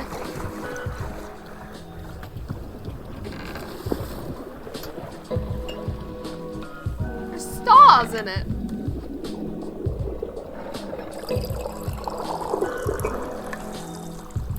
It looks slightly different. Here's your tea. Proper now. Here you go.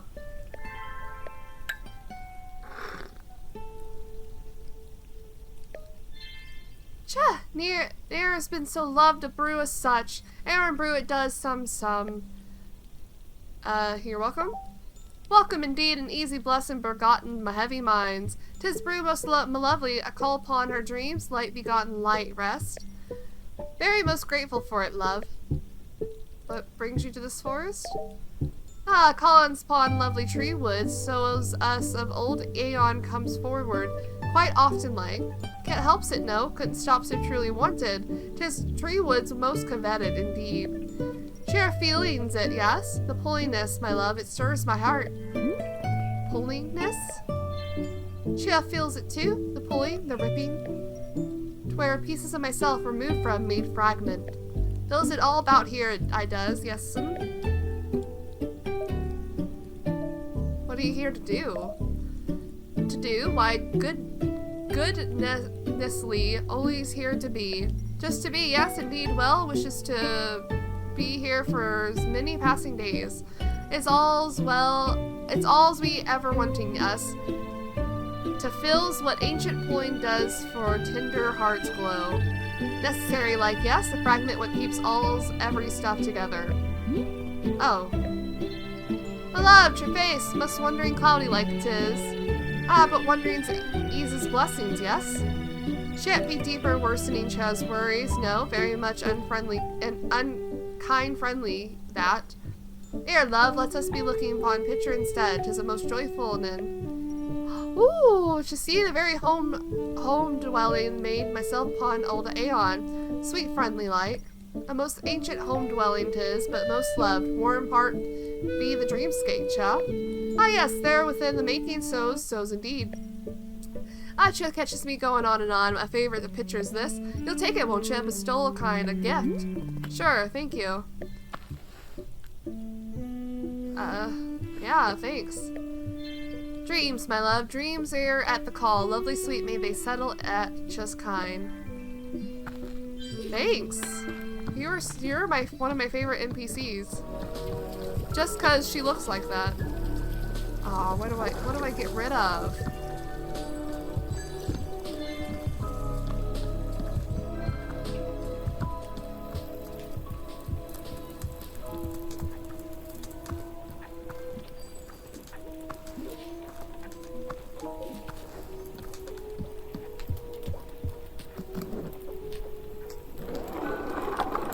Going.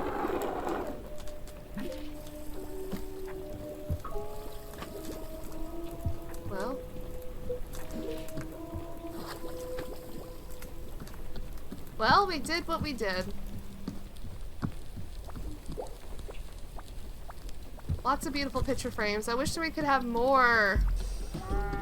Alright, now that monster had something for us. There she is. That was like the most difficult brew ever. Hey, what's the coolest fighter you've ever done? Fight? The coolest? I fought Arrow Draw on top of a moving train. I took on the Psycho 6 in their home base. I beat my own instructor using his favorite weapon. I don't know. I think the moving train's pretty cool. He challenged me when I was a rising star in the fighting world. He wanted to cut me down a notch. I told him to pick a spot anywhere he wanted to duel, so he picked the top of a train because he thought he was a superhero. Whoa, did you fall off? Nope, in fact I disarmed him and held him at the edge of the train. He begged me not to drop him. Pretty humiliating for him. I didn't think he'd show his face in the arena after that. That's so cool, I'm gonna draw a picture of the fight. Make sure your drawing sucks.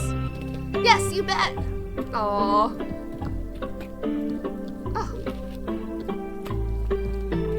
Alright, I guess she's gonna go draw.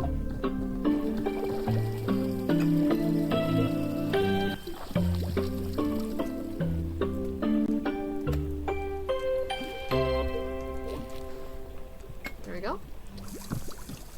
Oh! Are you done? I did it! I drew a picture of your cool fight! Come on, I'll show you! Alright. Why do we have a child now? Hold on, let me put this cup up.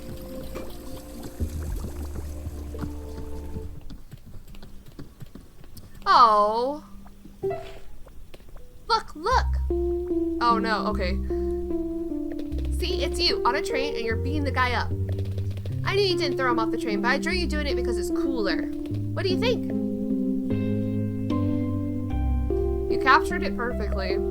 Yes, I knew it. This is totally what it was like in my head. Aw, man, I hope I get to see you fight one day. How did you get so good at fighting? Did you train on a mountain in the snow? No, I just trained the usual way. Hard work every single day for years.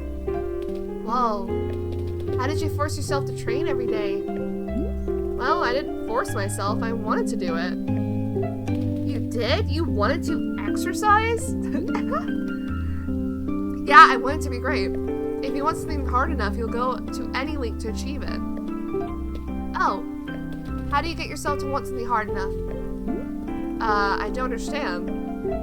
Like, if I want something, but I only kind of want it, how do I want it more? Well, I mean, when I say I wanted it to be great, it was more like I had, it was like like a voice in my head telling me what to do. Or, I mean, later on it felt more like an actual person, I guess, but for a long time it was just a voice. A voice telling me to work hard every day.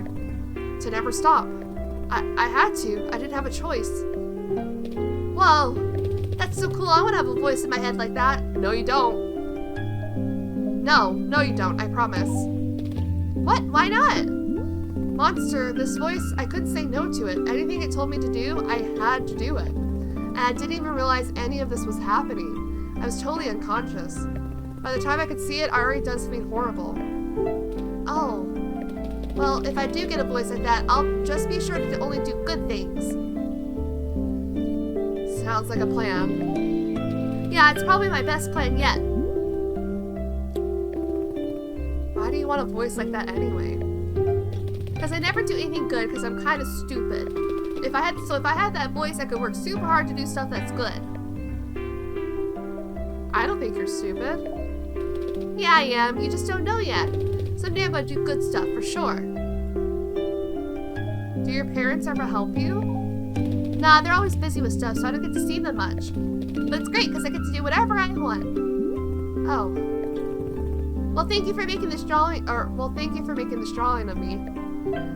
It was easy. Drawing cold face is the best.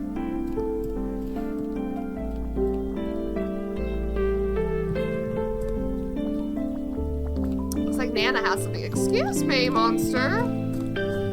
Monster's really leaving her mark on this place. Hello, Nana. Oh my god, there's a pluffin. How's business, Nana? Ha! If I told you that, it would completely eliminate the element of surprise. I'd be a sitting duck.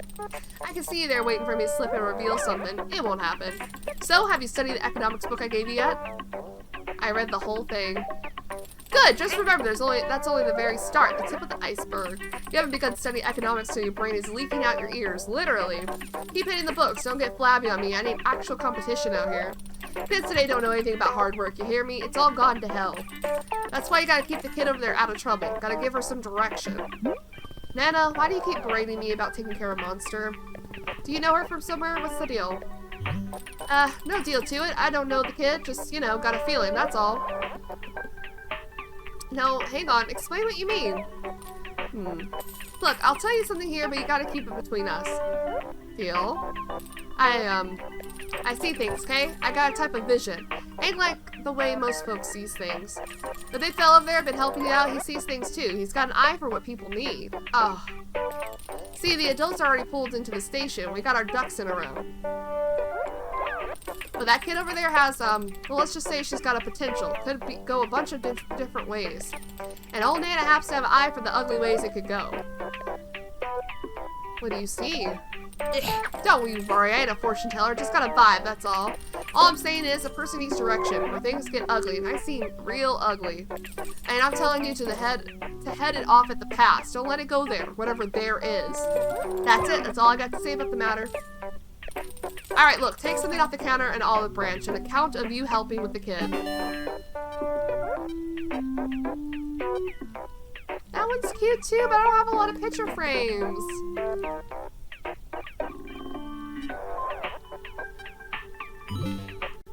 Thanks, Santa. Don't say I did nothing for you. Actually, scratch that. Please say I did nothing for you. Last thing I need over here is to be seen as some kind of charity case. Never again. Thanks, Nana.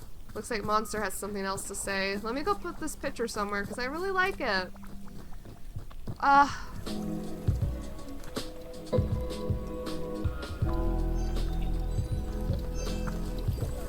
guess I could get rid of, sneezing, Boro. Sure. Alright, Monster, what you need, girl? Hey, I made a decision. Want to hear it? Sure. I'm gonna be a fighter. Great. And you know what else I decided? Guess. You're going to be a thoughtful and introspective fighter? Yeah, ew, no way, I'm gonna be the least thoughtful fighter ever. But that's not the thing I decided. I decided that you're gonna teach me. You're gonna show me how to fight. I wanna know all the ways you kick and punch and how to dodge a suplex. You can show me sword stuff. I promise I'll be the best student you ever had. If you're my teacher, then you can make sure I won't work super hard and train every day like you did. Please? Well, I mean, I don't want to say no. I want to say yes. But like, is this something we should be doing? What if she just goes down the same path we go down?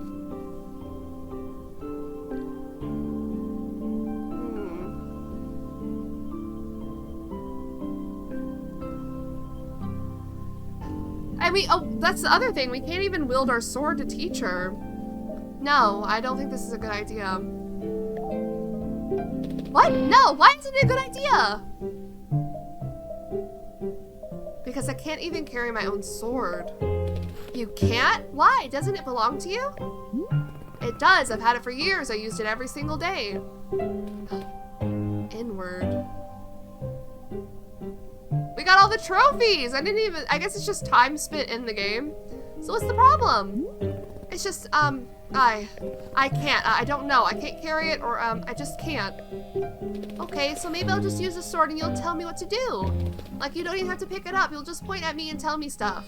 I'll do anything you say. I just have to be strong enough. Strong enough for what? Strong enough to, because I need to be good. I need to do good stuff, okay? What do you mean good stuff? Just, you know, whatever makes people want to be around you. I don't do anything good ever. That's why my mom and dad don't want to be around me. It's why Annabeth doesn't care about me. I have to do good stuff, okay? I have to not be so stupid for once in my life. Monster, why do you think that being able to fight has anything to do with people liking you? Well, I mean, it's like you said, you have to be in control of others. And if I'm in control, then nobody can hurt me, right? That's what you said. Oh, that's not a good lesson to teach her. That's not what I meant. I meant like only in combat, not in other places. But I want to try being in control, please. No, I won't do this to you. I won't make you into me. See, you do think I'm stupid. You think I'm a dumb kid just like everybody does, and so you can lie to me and it doesn't matter. Monster, you aren't dumb. You just have no idea what you're getting into. I've seen how badly this can go. I've seen people truly hurt themselves. It's not about you, I promise. There are other reasons. If it's not about me, then you should trust me. No, I can't. I won't. I'm sorry. I'm not good enough for you. I'm not good enough for anyone. Monster. Go away. Listen, there are other ways to be strong. Stop talking to me. Go away. Go away. Alright, fine. Boro! Keep walking, Boro. We don't need to talk right here. Boro, what do I do? Ugh, Boro, I just had a terrible conversation with the kid over there, Monster. She, I don't know what to do. Yes, Boro saw you speaking with her. It was appearing to be quite emotional. Children can be difficult, no? Truly they are minds of their own. Is there anything I can do to calm her down? To just settle her? Well, it is possible that she... Oh, goodness. What? Over there by the X of the forest, I believe she has taken something of yours. Damn it, what is she doing? This keeps getting stupider and stupider. I think I should go out there and track her down. I don't want her to hurt herself. I see. Would Miss Alta like Boro's assistant at all? No, I started this. I'll be the one to fix it. Very good. I am understanding. I wish you good fortune in your forest rescue expedition. Thanks. I'll be back in a bit. Uh-oh. Oh, shit. Oh, my God. My multicolored... What the hell? She just yoinked my sword and left? Uh-oh. Will we pass out? Is this the moment where we don't pass out because we have a better goal in mind?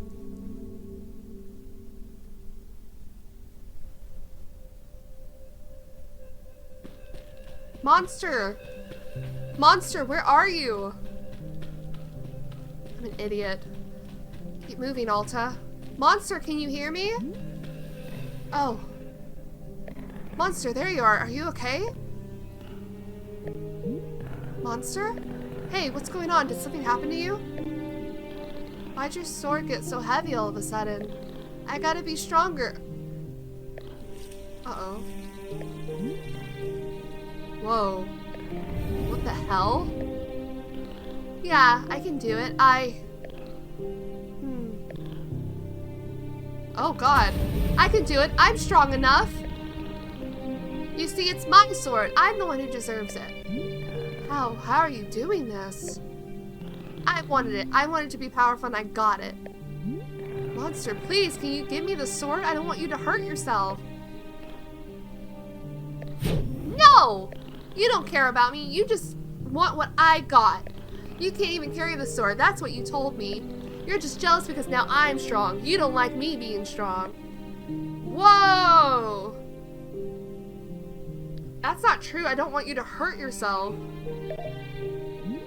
The sword is heavy. The sword is heavy and sharp. You can easily hurt yourself if you don't know how to use it.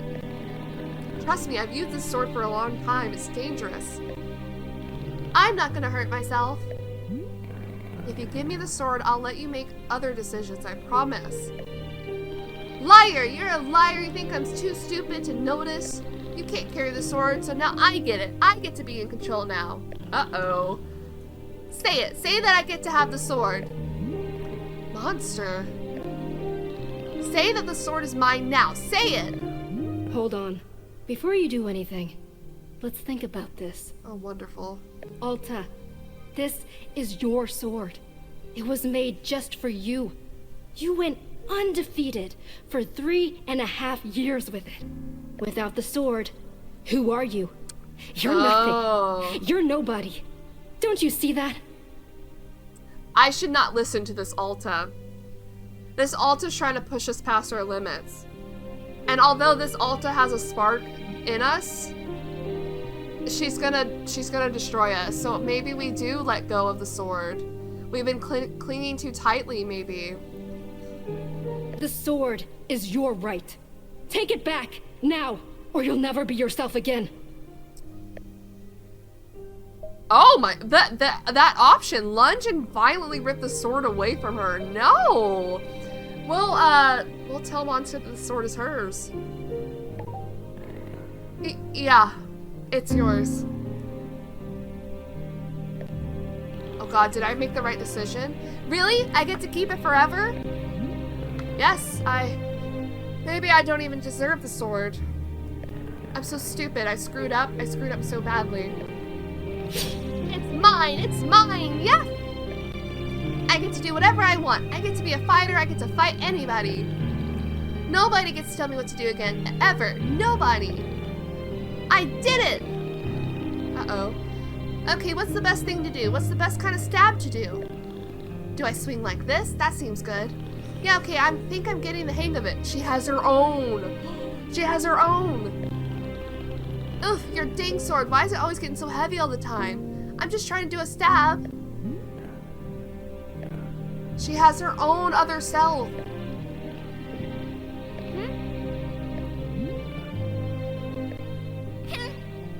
Uh-oh.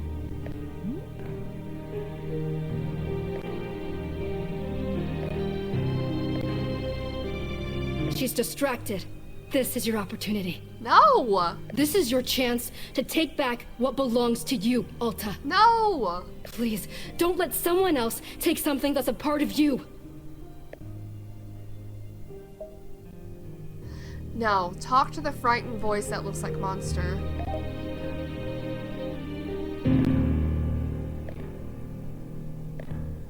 Hey.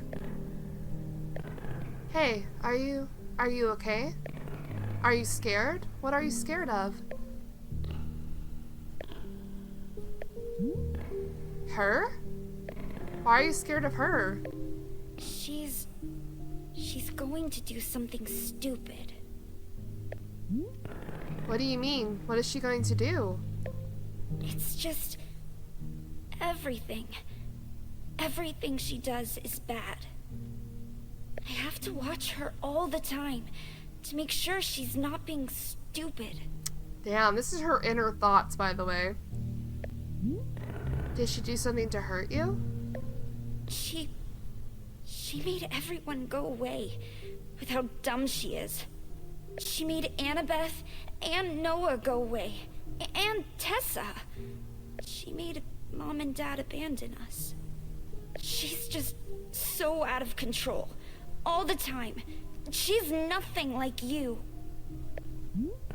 Well, I mean, Monster, I'm not as in control of myself as you think I am. You're not? But you told me... You said how hard you always work to be in control. That's what you said. Yeah, I sort of stretched the truth a little bit there. Honestly, I said a lot of that because I wanted you to think I was cool.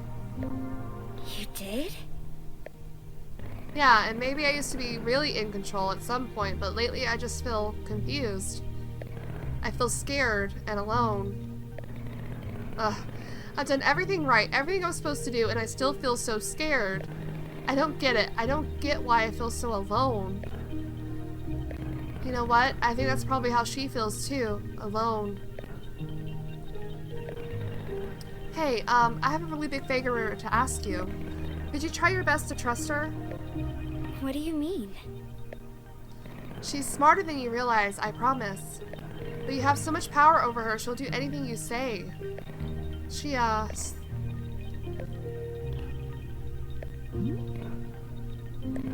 Please, can you let her make some of the decisions? Can you give her a shot?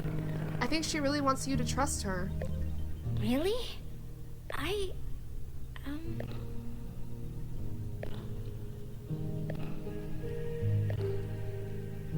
You really wanted me to think you were cool? Yeah? Yeah, I did. Huh. What's gonna happen?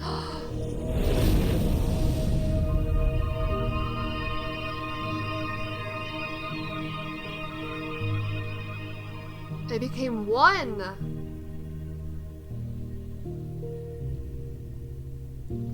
Whoa. Hey, am I good? Are you good? What do you mean? Like, am I good as a person? Do you think I'm good? Yeah, of course. You're weird and you're stubborn, but I like that for some reason. I think it's because you remind me of me when I was a kid. Really? Yeah, absolutely. You're actually a lot like how I was. Huh. Okay. Monster, do you believe me when I say you're good? Because I mean it. You're good.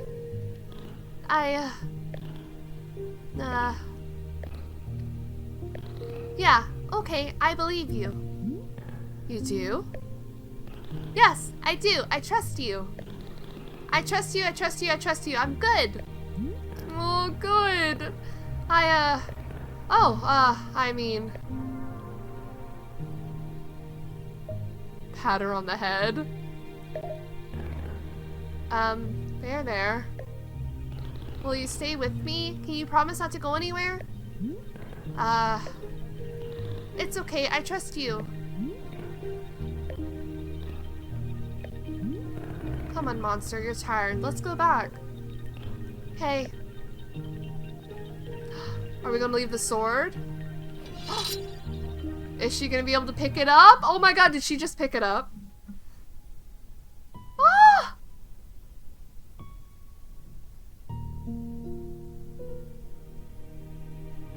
Is this the end? Wait. It's really sweet.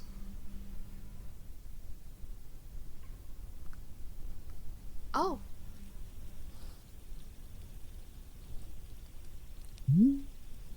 Ah, glad to see you coming back around, Miss Alta. Did I fall asleep? Indeed, shortly after you returned to the clearing, the two of you both seemed quite tired. I put your sword back by the tree stump as always. Is Monster okay? Indeed, she napped ferociously for a time, but now she is being up and about. Perhaps you should go say hello to her. She is certainly one who loves to talk. Yeah, sure. Is everything being okay? Moro, earlier you were telling me about how the force works. When I was out there just now with Monster, I could feel my inner voice talking to me. She told me to take the sword away from Monster, but I was able to choose not to. How is that even possible? She never backs down when I tell her to. Yes, just like you said, Boros suspects that this forest is separating a thing into its pieces. For just a moment, you got to have some breathing room from this voice. But once I leave this forest, the separation will end, right? Yes, that is right, and the decision not to obey may become as hard as it was before. Oh. I guess somehow I thought going through all this would, like, change me in a more permanent way. Yes, I am understanding very much. The forest is giving you no fixes. All it can be doing is to give you some new information. To be able to see something is perhaps not as pleasant as being able to fix it. But if you are wanting Boro's opinion, seeing is a wonderful first step. Being aware of the situation, yeah. I agree with Boro. Well, she didn't come here to get fixed. The forest isn't here to fix her, but it is here to show her things to help fix herself when she decides to. I like that. Well then, the shop needs our care as ever. I believe I will take a look around. I am wishing you well as always, Miss Alta. Thanks.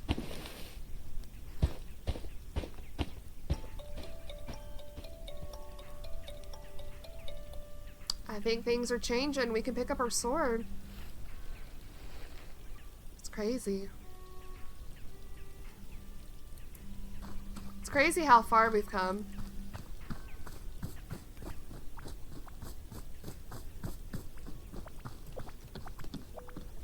Why do you look different? Look at me, I'm still kind of glowing and stuff. That's neat. Yeah, I'm definitely not that strong anymore though, which sucks. But being big and strong was so cool. Is that what you get like when you're fighting? You mean, do I glow and gain magical strength? Yeah. No, unfortunately no, but it sounds cool. Aw, dang, you should be huge and glowing. That would be so neat. Do you feel okay after all that in the forest? It was pretty intense. Yeah, I'm good. I was just kind of tired for a bit, but now I feel good again. So, did you see another you and me when we were out there in the forest? Like a duplicate version of each of us and they glowed and talked? Nah, I don't think so. I didn't see anything. But that sounds cool though. I want to see ghost versions of us. Right, okay. Well, okay then. I'm gonna go see if I got superpowers from this black glowing stuff. Would you like a cup of tea? Yeah! What flavor do you want? The same as before? Yeah, make it taste like Commander Crispies. Alright, will do. No dirt?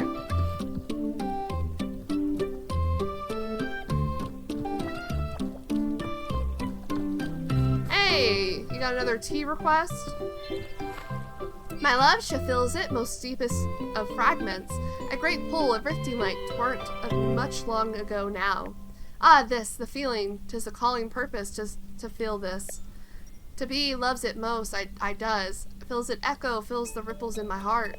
A fragmenty most good kind, a calling purpose 'tis. Ah, so's. Hope she also felt it, for's most well uncommon a treat.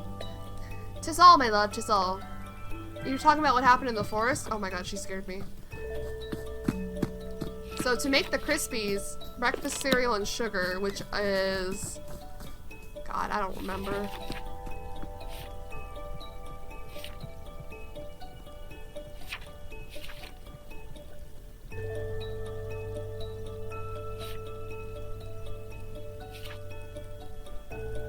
Snoke clones are the breakfast cereal. What's the sugar?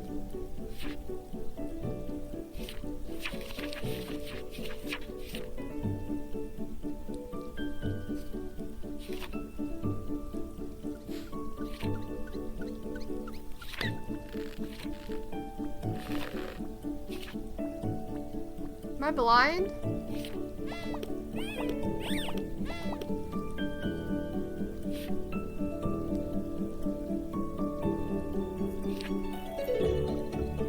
Where's the sugar?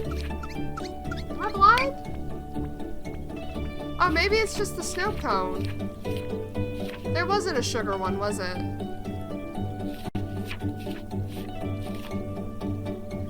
Alright, let's just get her a snow cone. Call it a day.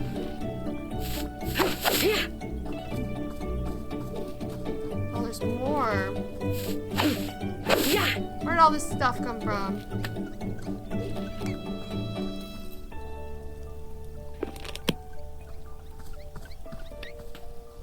Here we go. Oh, that's a nice cup.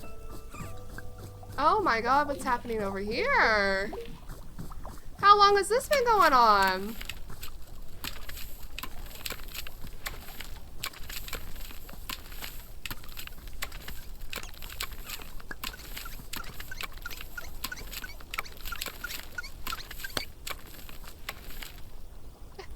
Are you having fun, little Pluffin?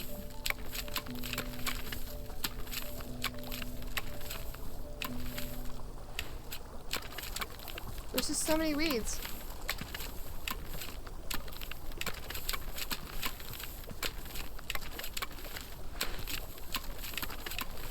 Another cup has appeared. What is that?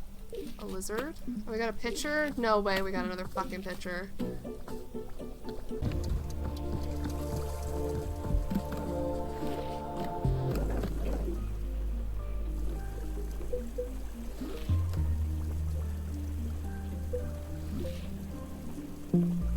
I just got a crap ton of trinkets from a pile of weeds, and I found more pile of weeds, so I'm gonna go back. Wait, where can I put this? It's being weird.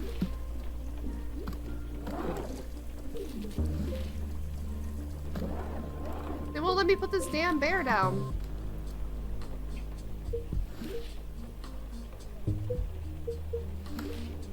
And we got these gorgeous photos as well. Look at that one. Like, what am I supposed to do with all this? That was definitely not the photo that was there. Huh? They took away my detective, my mayor. No! No! They got rid of it and gave me the stupid owl that I didn't even want. No. Okay, well, I'm gonna go back and get the rest of those weeds real quick. What? There's a Pluffin up here. Hello? What are you doing up there? We got a full train going. Yeah. Alright, I have some decorations I'm gonna plop up. Maybe. Maybe up here. We never decorate up here. Got a toy robot. Got whatever this is. Got that. I guess that's all that can fit up there. We can set some things here. Got a pumpkin. That thing. And a pony. You tell me it won't fit?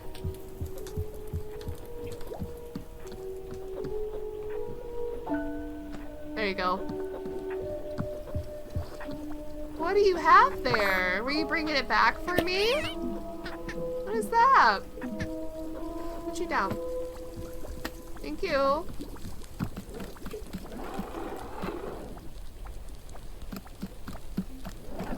Alright, I think we're ready. Oh, we also got a photo. Another photo. I have nowhere else to put it. But I think we're ready to make the tea for Monster. Look at these cups. Oh my goodness. I think she just wants the cereal one. So, oh wait.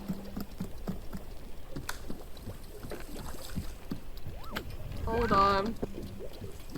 Gotta empty this.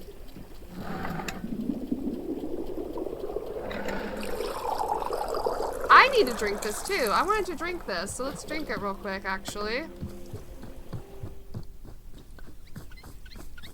Somewhere nearby. We'll do it right here. Will we have something interesting to say about this?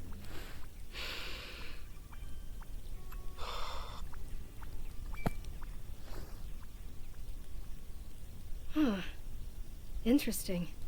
It kind of sends these weird shivers all over your body. Oh. But it's not unpleasant. It's sort of, I don't know, invigorating? Like I could stand up and dance or something. Yeah, okay. I can see how you'd use this in a big ritual. It's making me a little jittery and ready to move. Weird. Wow, and now the feeling is just totally gone. You need to keep drinking the stuff pretty regularly to make it through a whole ceremony. Oh. That interesting. Oh. Alright, I'm gonna set out some cups for the Pluffins if they wanna drink it. They sure can. I guess we could also give it to Boro.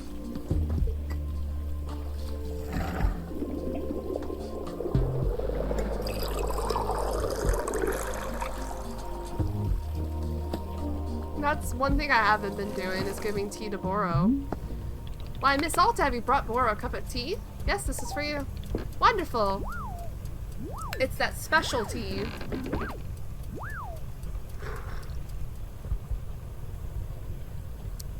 Well, it's a cup of Aeon brew, exactly as Boro remembers it. Yes, I am being taken back to that dizzying ceremony. It is almost like a dream.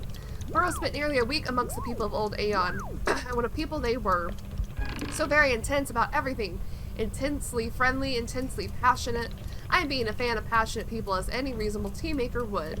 But after a week, I was rather needing some time off to stare at the wall and do nothing.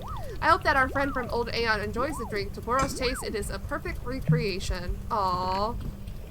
Oh, don't sit. Don't sit.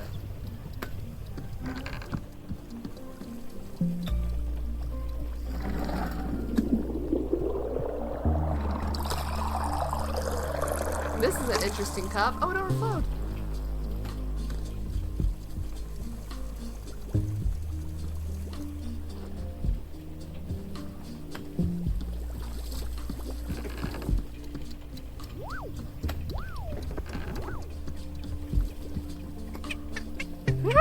Here it comes.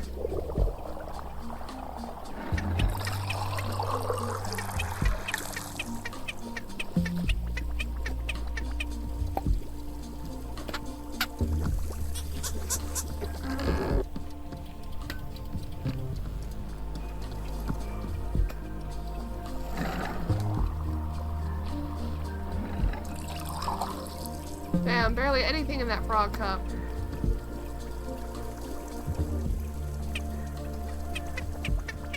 You already had a drink of this. You're getting more?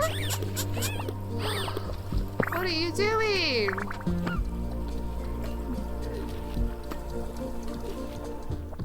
You have a whole army of this color of Pluffins. Alright, let's make the proper tea for Monster.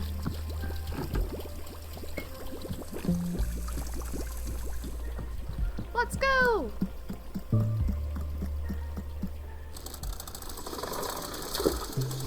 We'll just try to make one cup. That's probably more than a cup, but, you know.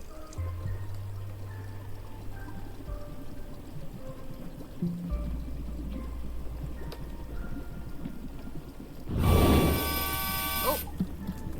Oh. There you go. Missing a step. Wait.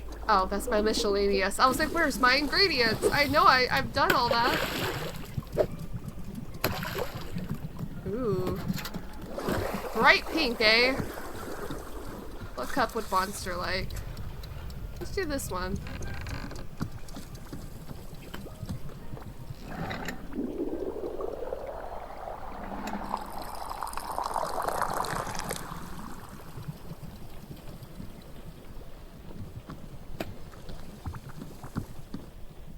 Monster, here's your cup of tea. Here's your tea. Okay.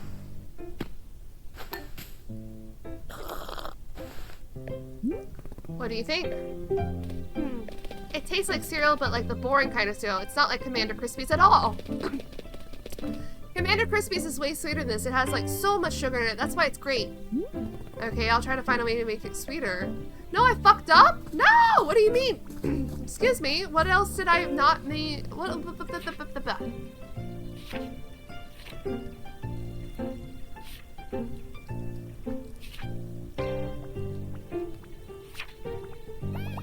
What did we add to the previous cup? Sweet and sugary whistleberries. That's what we added to it. Oh, I feel dumb. Can you not? Can you not? That's what we added to it. I feel so dumb.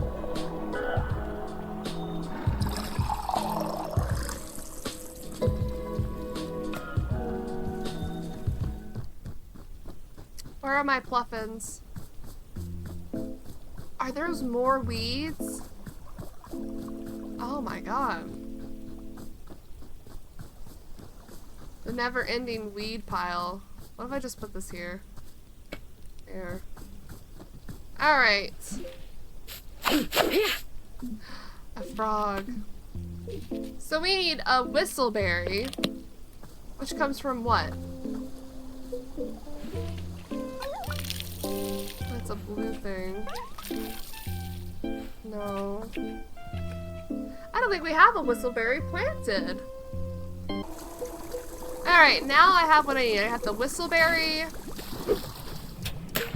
snow cone, and the T-ball. For the love of God, let this be it. She gets this weird little cup.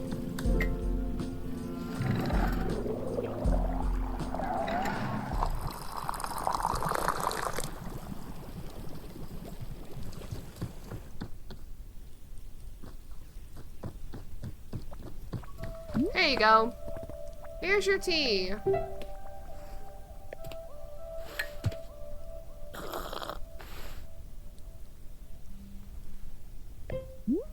What do you think? Yes, it's Commander Crispies again. Do you know the Commander Crispies theme song? He's got a song and all his kids sing it. I memorized the song because of how intelligent I am. Ooh. God, just let her sing it. We're the Crispy Cadets on a mission to space, and we're serving up a breakfast of galactic good taste. So 3, 2, 1, are you ready? Get set. Cleared for launch, you're now a Crispy Cadet. Really speaks to the majesty of our outer space. No, it's a stupid song about cereal. It's dumb. Hey, Monster. So it's possible that I'll actually have to leave soon. And, you know, if that happened, I wouldn't be around to talk to you anymore. Oh. And, you're gonna be okay, even without me. Because, like, you're actually strong. You're stronger than you think. And you don't need, like, combat information to be strong. You're good all on your own. It's not about me, you know? It's you. You're good. Does that make sense? Maybe. I think so. Where are you gonna go? Home, I think, but I'm not sure. Is that good? Do you want to go home? Yeah. I've been wanting to go home for a while now. I feel ready. It's what I need, I think, for me. The point is, sometimes people say goodbye and it's okay, right? Does that make sense? It's not about you. You're good. You're good, okay? I'm good. Yes, exactly. You're good. Okay, yeah, I trust you. What is it?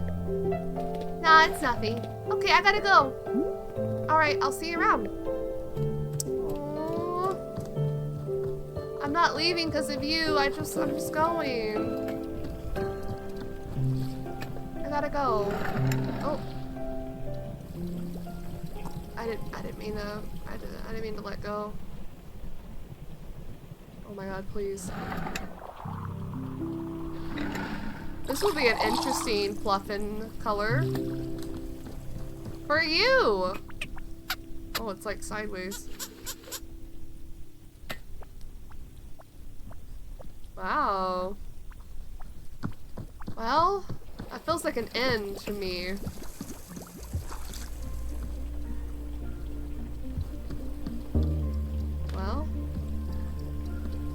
what? Nana's still here. I guess I'm gonna walk around the clearing until something happens.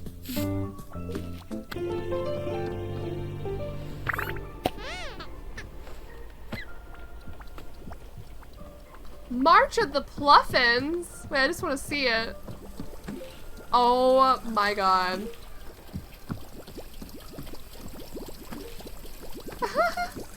Where did they get that? That's so cute.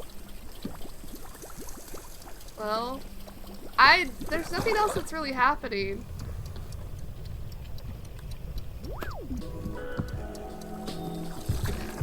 Monster wants to talk. Okay, okay, okay. There we go. Hey, do you want any more tea? No! Oh my gosh! Monster. Oh, please try to stay conscious! I really enjoyed spending time with you. No, I can't even say anything back. Monster! Did I do a good job?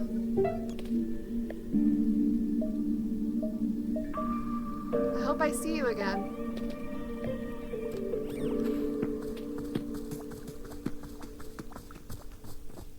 Is that Nana? Is she leaving? No! Everyone's leaving. That's why we're able to say goodbye to Nana and no one else. Because she's special. Nana, it's going to be extremely weird hearing nothing but silence from you. Silence? Missy, I tried being silent once and it was a goddamn nightmare. Oh, how are you talking? I thought everybody went silent. Yeah, the losers did, maybe. Do I look like one of those bimbos to you? Can't shut me up. Just you try, universe. Just you try. Come on, universe. You got this. Ha! The universe thinks it's so high and mighty. Shush. Is there a reason you didn't lose your voice the way other people here seem to? Missy, I already told you this. Me and Boro ain't like everyone else around here. The two of us are cut from a different cloth. We don't play by the rules you've been setting here. The rules I've been setting? Yeah, you. I'm perfectly aware of who the force is responding to around here. So don't go try making this about someone else. Take some damn responsibility for once. Damn. Alright, that's it for old Nana. Something tells me I gotta be getting out of here. Lickety split. Nana? You said you saw potential in people, right? The bad kind? Yeah, what of it? What do you see in me? In you? Look, reason why I don't tell folks about this vision of mine, they all seem to need some kind of reassurance. Reassurance that they ain't bad people or something like such like that. But you listen to me, there's no bad people, only bad choices, that's it. The kid over there, she doesn't get the choice. The choice is being made for her, and that pisses me off. Pisses me off. You, on the other hand, you get to choose, so don't just don't be an idiot about it. How do I not be an idiot? You'll figure it out. Alright, time's wasting. There's a market potential out there just begging to be tapped into. I'm out of here. Bye, losers. Good riddance. Don't die, Nana. That's how we always say goodbye to her. Boro! Oh, wait, no, I meant to pet you. I'm sorry. Come here. Are we ready to leave and end our wandering adventure? Oh! Okay, little fella.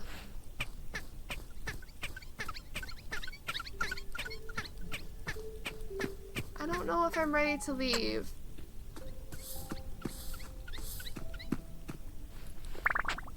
I guess we have to move on.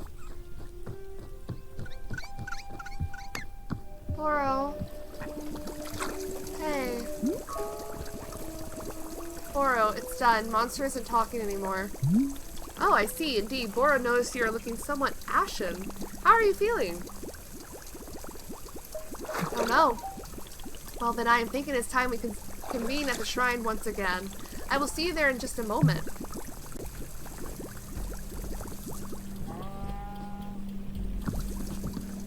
Yeah. It's over. I guess she doesn't count either.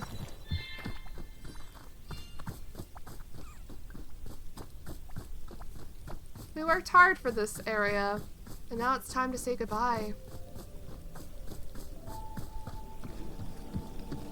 Hey. here we are, one last time. And there we go. This is it, Miss Alta. It is time to... Say, Bora just now had an idea. What if we made one last cup of tea? One more brew to send out our big adventure together. I would be very grateful if you were to make me a cup of something you love. What do you say? Sure, I can do that. How delightful, thank you. Please bring whichever flavor tea you prefer. I'm feeling most amenable right now. Perhaps a flavor that best captures your feelings on our time together. Ah, but only if you wish. Anything at all will do just fine. Thank you again, miss.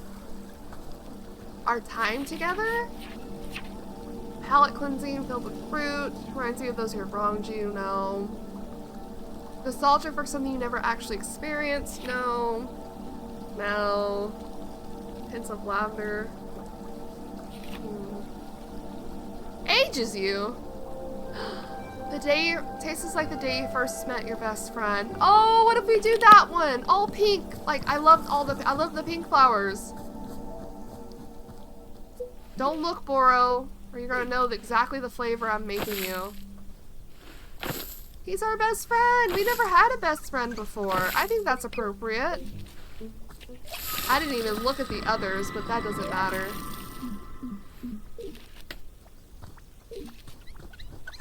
Oh my god, do I have T-balls?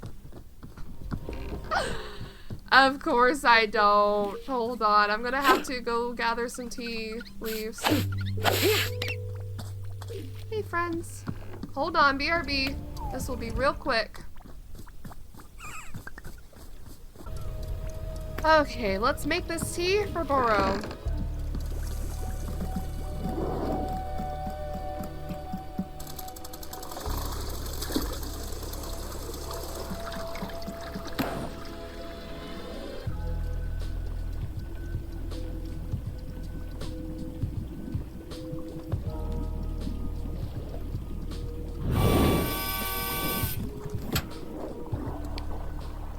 Oh, I have a trinket.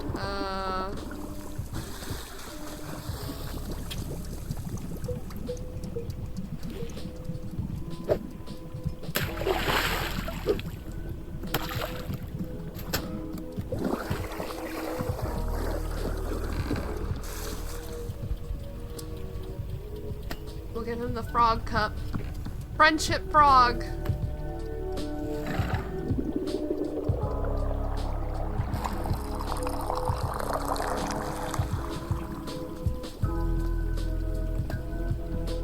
A lot of flowers on this place too. Hey Boro, here you go. Ah, and here it is.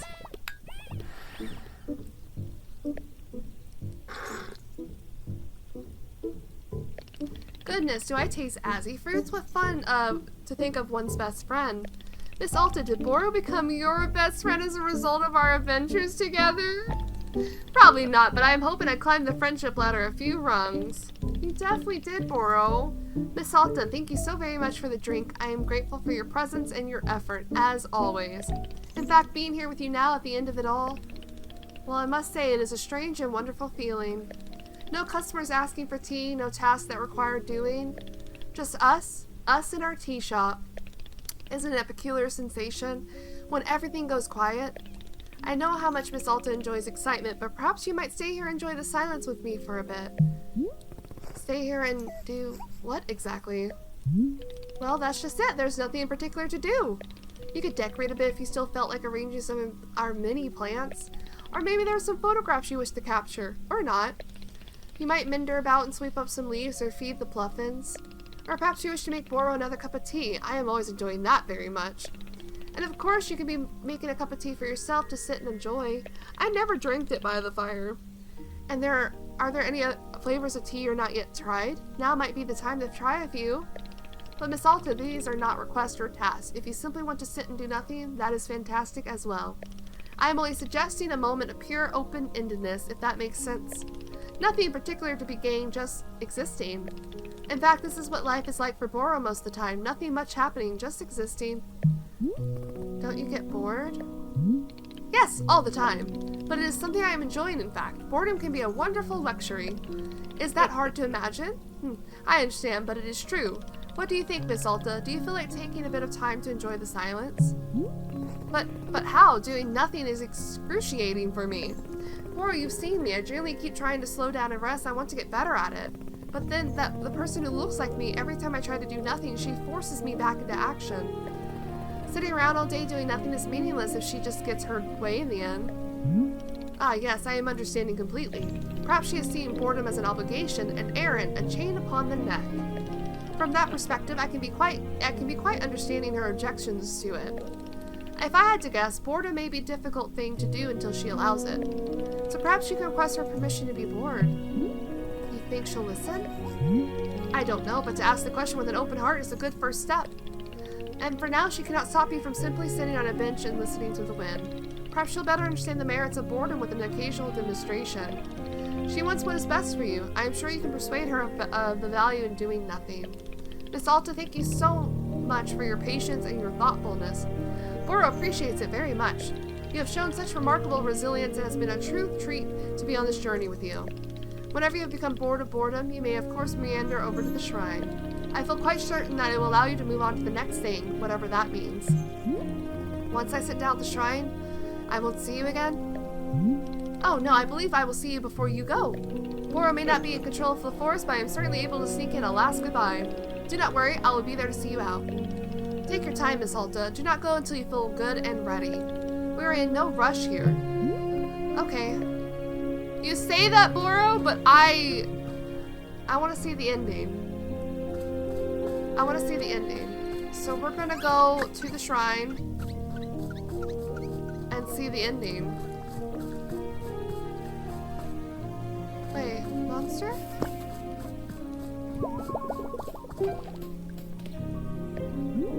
Hey, monster. So I'm actually trying to learn how to be bored. Can you believe that? I imagine you're pretty great at being bored. Kids are good at that, or at least they talk about it a lot. Well, yeah, okay. I'll see you around. Oh, it's so sad. She's just talking to Monster. Yeah, I think it's time to go. I think Alta's learned a lot, and she can grow from that.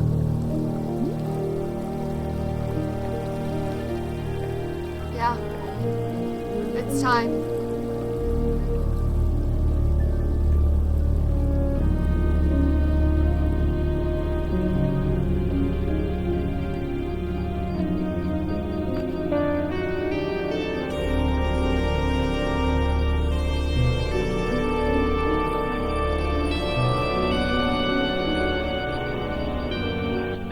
Where will it take us? Back into the forest? Hey, are you there? Can you hear me? I know you're here. I can feel you. Could you trust me? Please, I want to earn it. I want to earn your trust. What do you think? Can you give me a shot? I want to earn your trust. I want to earn your trust. Can you give me a shot?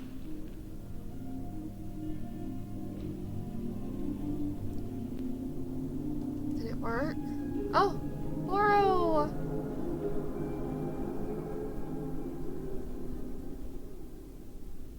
Oh. This is the clearing. What is this? Well, well. There it is. We're done. Miss Alta, I believe the forest will now be sending you off. Oh, this makes me want to cry. So, I'm just going back. Everything returns to how it was. Well, I can tell you for certain that you will be leaving these woods. But whether it goes back to how it was, that will be up to you. Her sword. Am I going to be a fighter again after all this? Well, from Boro's perspective, I am certainly thinking it's possible if it's something you want. But what do you think, Miss Alta? Do you feel that you're going to become a fighter again? What if she's still just not sure after all this? That could also still be a thing. But from experiencing burnout She wants to do this, but she doesn't have to be the extreme best at it. She can lose and still be having fun, you know? Yes. I see. Why is that? Because it's just who I am. Good. It is good to know who you are. That is an excellent starting place. I am very proud of you, Miss Alta.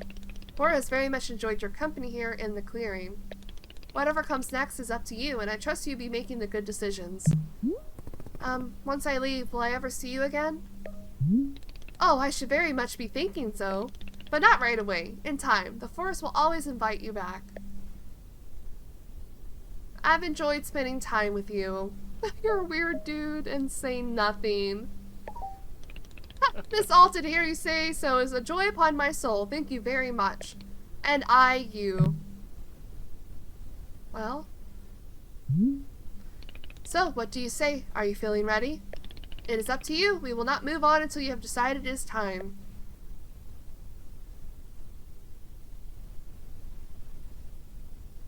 Can we stay here just a few more minutes? Of course, Miss Alta, of course. We will stay right here until you are ready.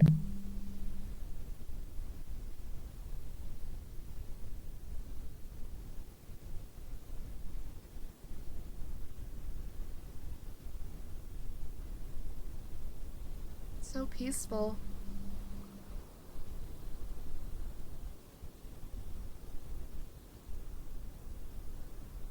How long are we gonna stay here? Do I click a button? Oh. Oh! That's the end? I chose to stay instead of leaving? I guess let's watch it out. My heart is absolutely delighted by this game. It's not your normal cozy, quote-unquote cozy game, but it's still so good.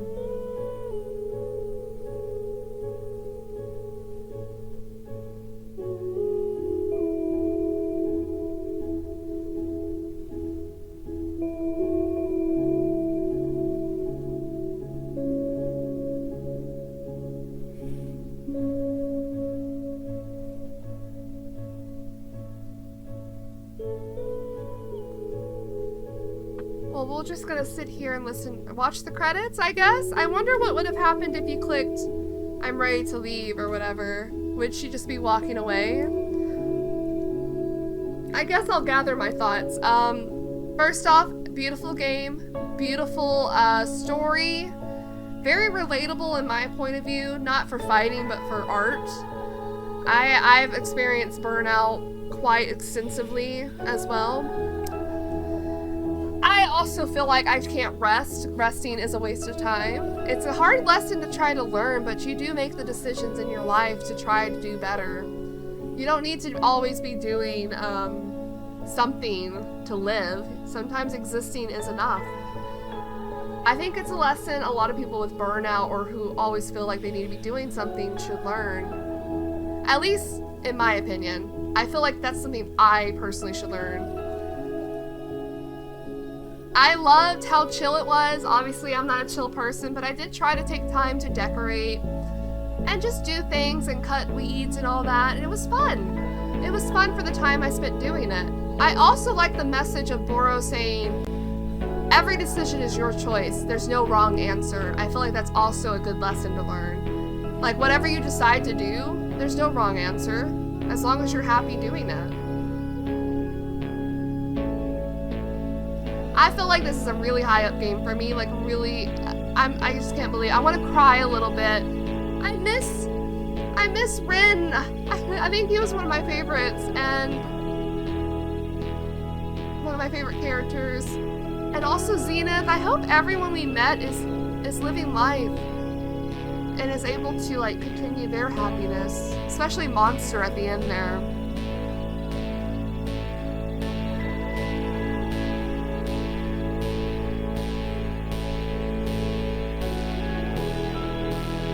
I wonder if there's an endless mode or if that's just that. I guess we'll find out.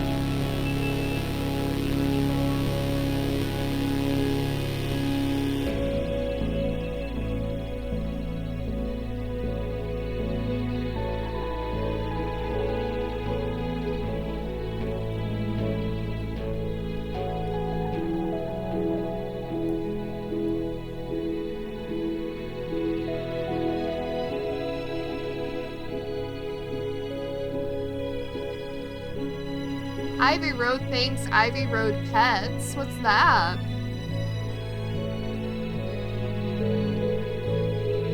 Is that the people who made the game Pets?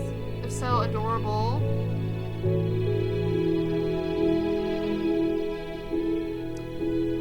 Thanks, Anna Perna, whoever they are. Thank you. Oop.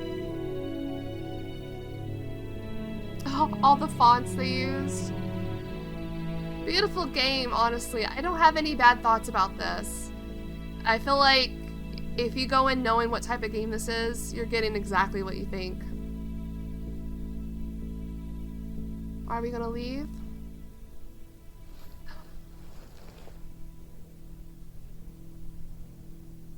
Oh, I want to cry. I don't know why. I'm gonna miss Boro.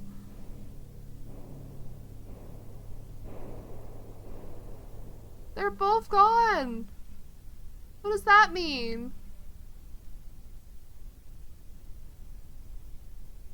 Is there anything else? Is that it? Is that just life? Oh, also another good lesson for this game to teach you. There's chapter select. It teaches you how to let go of things as well. With the clearing, resetting every chapter, I'm assuming, it really shows you how to let go of everything you gathered, you planted. I think that's also a good lesson to learn, how to let go of things. Like, possessions don't matter as much. Also, her at the end with Monster, her finally letting go of the sword, the thing she's been clinging to so desperately. It was unhealthy. I hope wherever Alta goes, she is able to do what she wants without fear. And with, I was gonna say with control, but that was her whole thing, wasn't it? Having too much control. Either way, amazing game. I enjoyed the story, and I hope I learned something from this as well. The characters were, the writing was really funny on most of these characters. Some of the characters annoyed me a little bit, like Nana a little bit. Who else? Actually, the most annoying thing was the Dirk Warhead series, until I realized it was like satire because the dude was making money from it. But still, Dirk Warhead, I don't vibe with him. But it was satire, so I get it. Yeah. I don't think I have much more to say, and there's not much more to do. I guess I can always load into the chapter select and do whatever I want. But I think it's time to put a close to Wanderstop. Time to move on in our life from this cozy little game. Absolutely loved it. Can't really say much was wrong with it. But yeah, bringing this series to a close. Thank you guys so much for watching, and I'll see you in the next one. Bye!